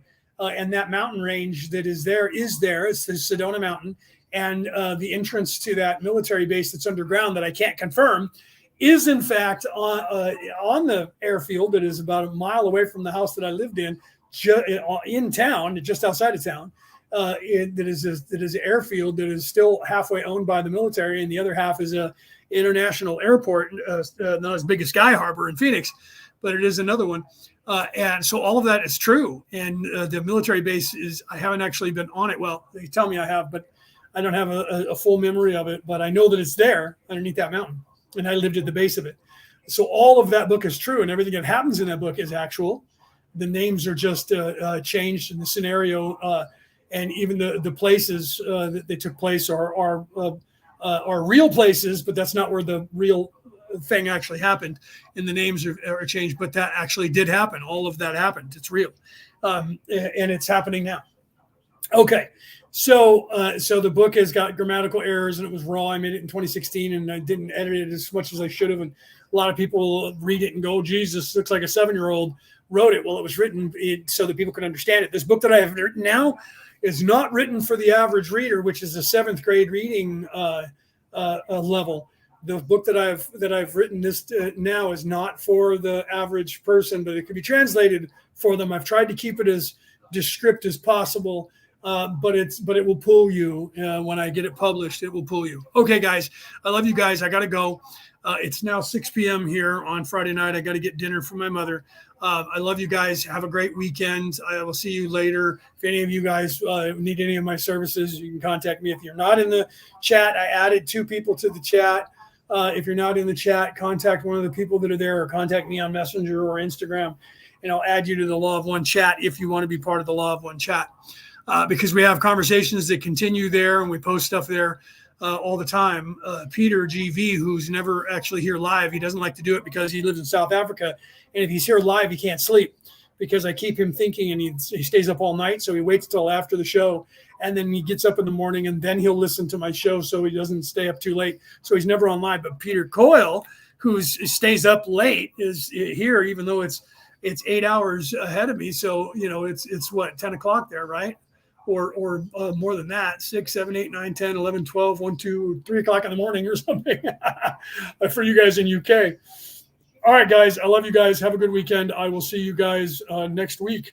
I love you all. This has been Orion Rising. I am your host, Leonard O'Neill. Good morning, good afternoon, good evening, or good morrow, depending on where in the world you are tuning into the show.